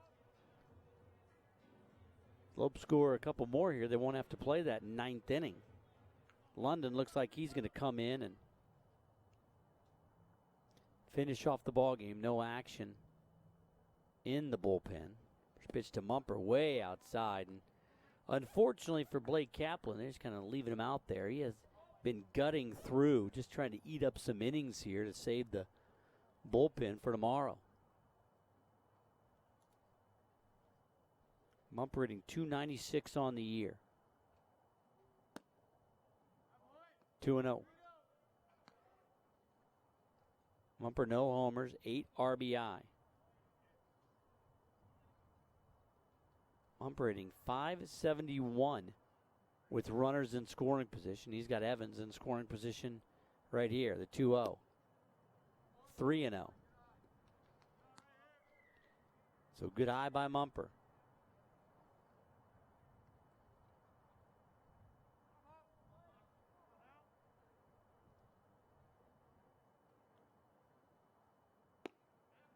Three and one. First at bat of the series for Mumper. Wyatt has gotten the nod at shortstop the first 2 games of this series.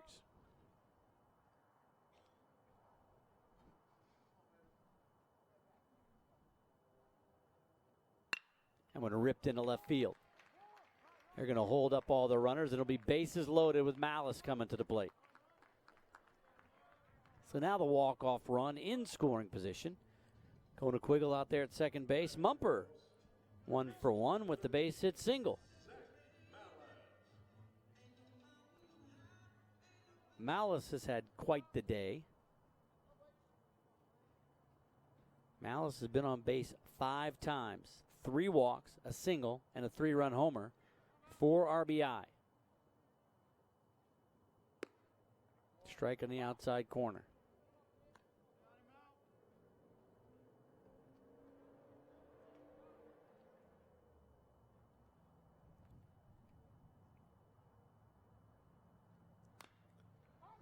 Malice goes after that one and fouls it off his leg, it looked like. 0-2. Malice in his first 3 at-bats had torched the ball down the right field line, but hooked it every time. Had hit about 3 out down that right field line, but foul. Finally, in the 6th inning, he came up with a couple of guys on and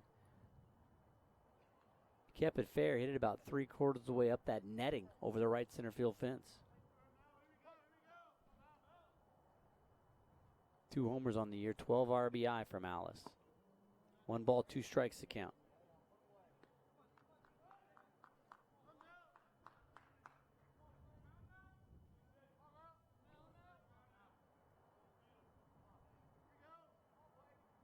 The 1-2 pitch from Kaplan. Ground ball down to first. Gobbled up and fielded nicely by the new first baseman, Carpenter. Steps on the bag, and that's the inning. But the Lopes score 1 run on 3 hits. There was 1 error and 3 left on base. We go to the 9th, 13-5, GCU with the lead. I decided to go to college to further my education and define my purpose in the world and be a part of something much bigger than myself. I wanted to set up the best possible future for myself, both academically and athletically. I try to learn from everyone, whether that be professors, my teammates, or other student athletes. I try to see everyone as an opportunity to learn. Everyone has a story to tell, and I think there's a moral and something you can learn from it. Hey Phoenix, it's Thunder Dan Marley, head coach at Grand Canyon University. Coming to GCU was a great move for me.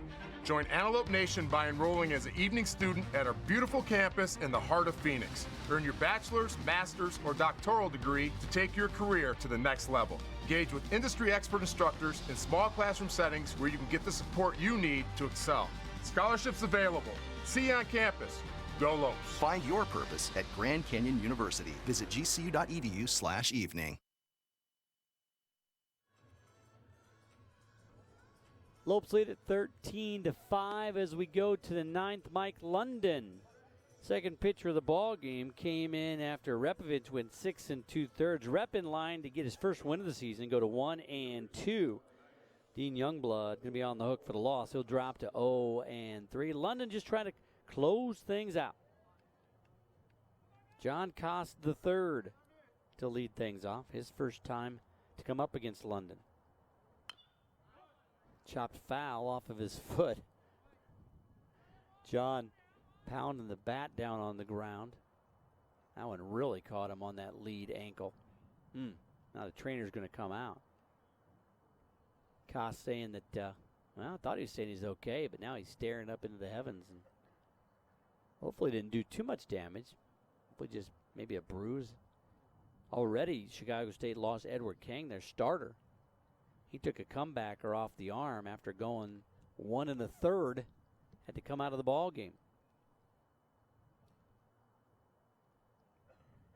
Now Koss walking around, trainer out there, chatting with him. No balls and 1 strike to count. Well, London came in the 7th, walked a man, threw a wild pitch to allow a man to score, and then struck out Vandervelt to end the inning. And in last inning, he struck out 2, Friend and Cox, and got Ryans in between those two guys to line out to center. 1-1.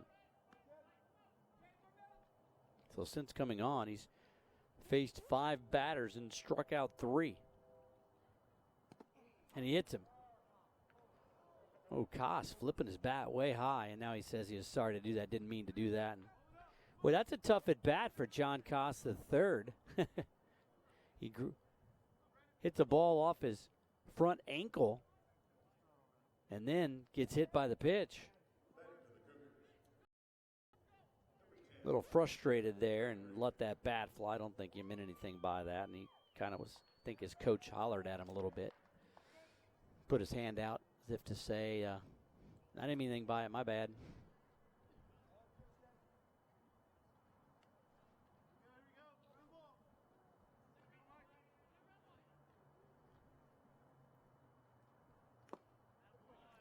Swing and a miss. Carpenter at the plate.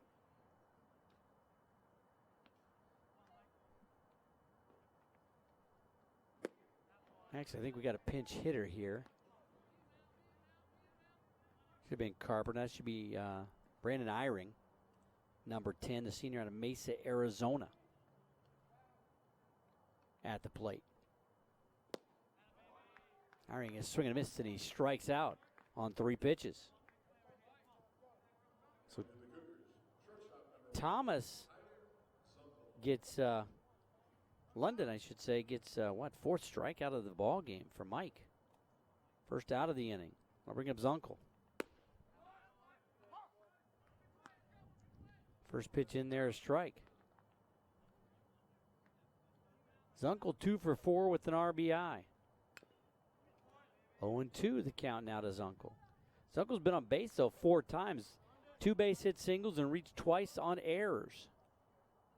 One by Wyatt when he was playing short and one by Evans. He's also picked off in this game. Foul tipped into the mid. Strike 3. 5th strikeout of the ball game for London, and now the Lopes 1 out away. Boy, Mike London coming alive here. He has faced 8 guys. He struck out 5, walked 1, and hit 1. And now, batter up there now. Was wearing number 14, and I don't see a 14.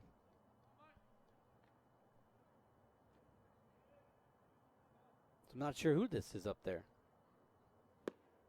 Supposed to be Paciello, but Paciello's number 12. Either way, it's a 1-1 count.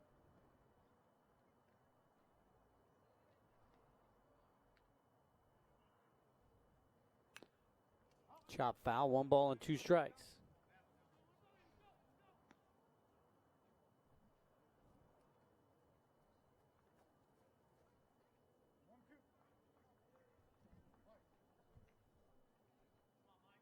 London trying to finish this one off. The 1-2 pitch.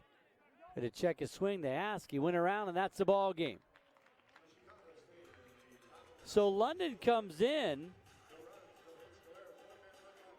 faces 9, strikes out 6, and that's the ball game. 13-5, GCU gets the victory. 13 runs on 15 hits. 4 errors. That won't make Coach Stankiewicz happy, but they work around him. And 15 left on base. Chicago State 5 runs, 8 hits, 1 error, and 6 left on base. Jake Repovich gets a victory, his first of the season. He pushes his record to 1-2. Dean Youngblood gets a loss. He goes to 0-3. The Lopes win the series. It is their 10th consecutive Western Athletic Conference Series victory. Dating back to 2016, they go for the sweep tomorrow at noon. Repovich with the win, 6 2/3, 8 hits, 5 runs, all 5 earned. He walked 2 and struck out 3. And boy, what a day at the plate for the Lopes. They pound out 15 hits and get 13 runs. Pekai Winchester 4 for 5 with 3 runs scored. Ian Evans 2 for 4 with 3 runs scored. And Zach Malice 2 for 3, 2 runs, and the 3-run homer gives him 4 RBI on the day. So the Lopes get the victory, push their record to 9-13, go 2-0 in conference play. Chicago State 4-15 have now lost 14 straight, 0-2 in conference play. Don't forget to check out the GCU baseball Twitter feed. We'll have interviews with the coaching staff before each game and then after each game, and try to catch up with the player as well.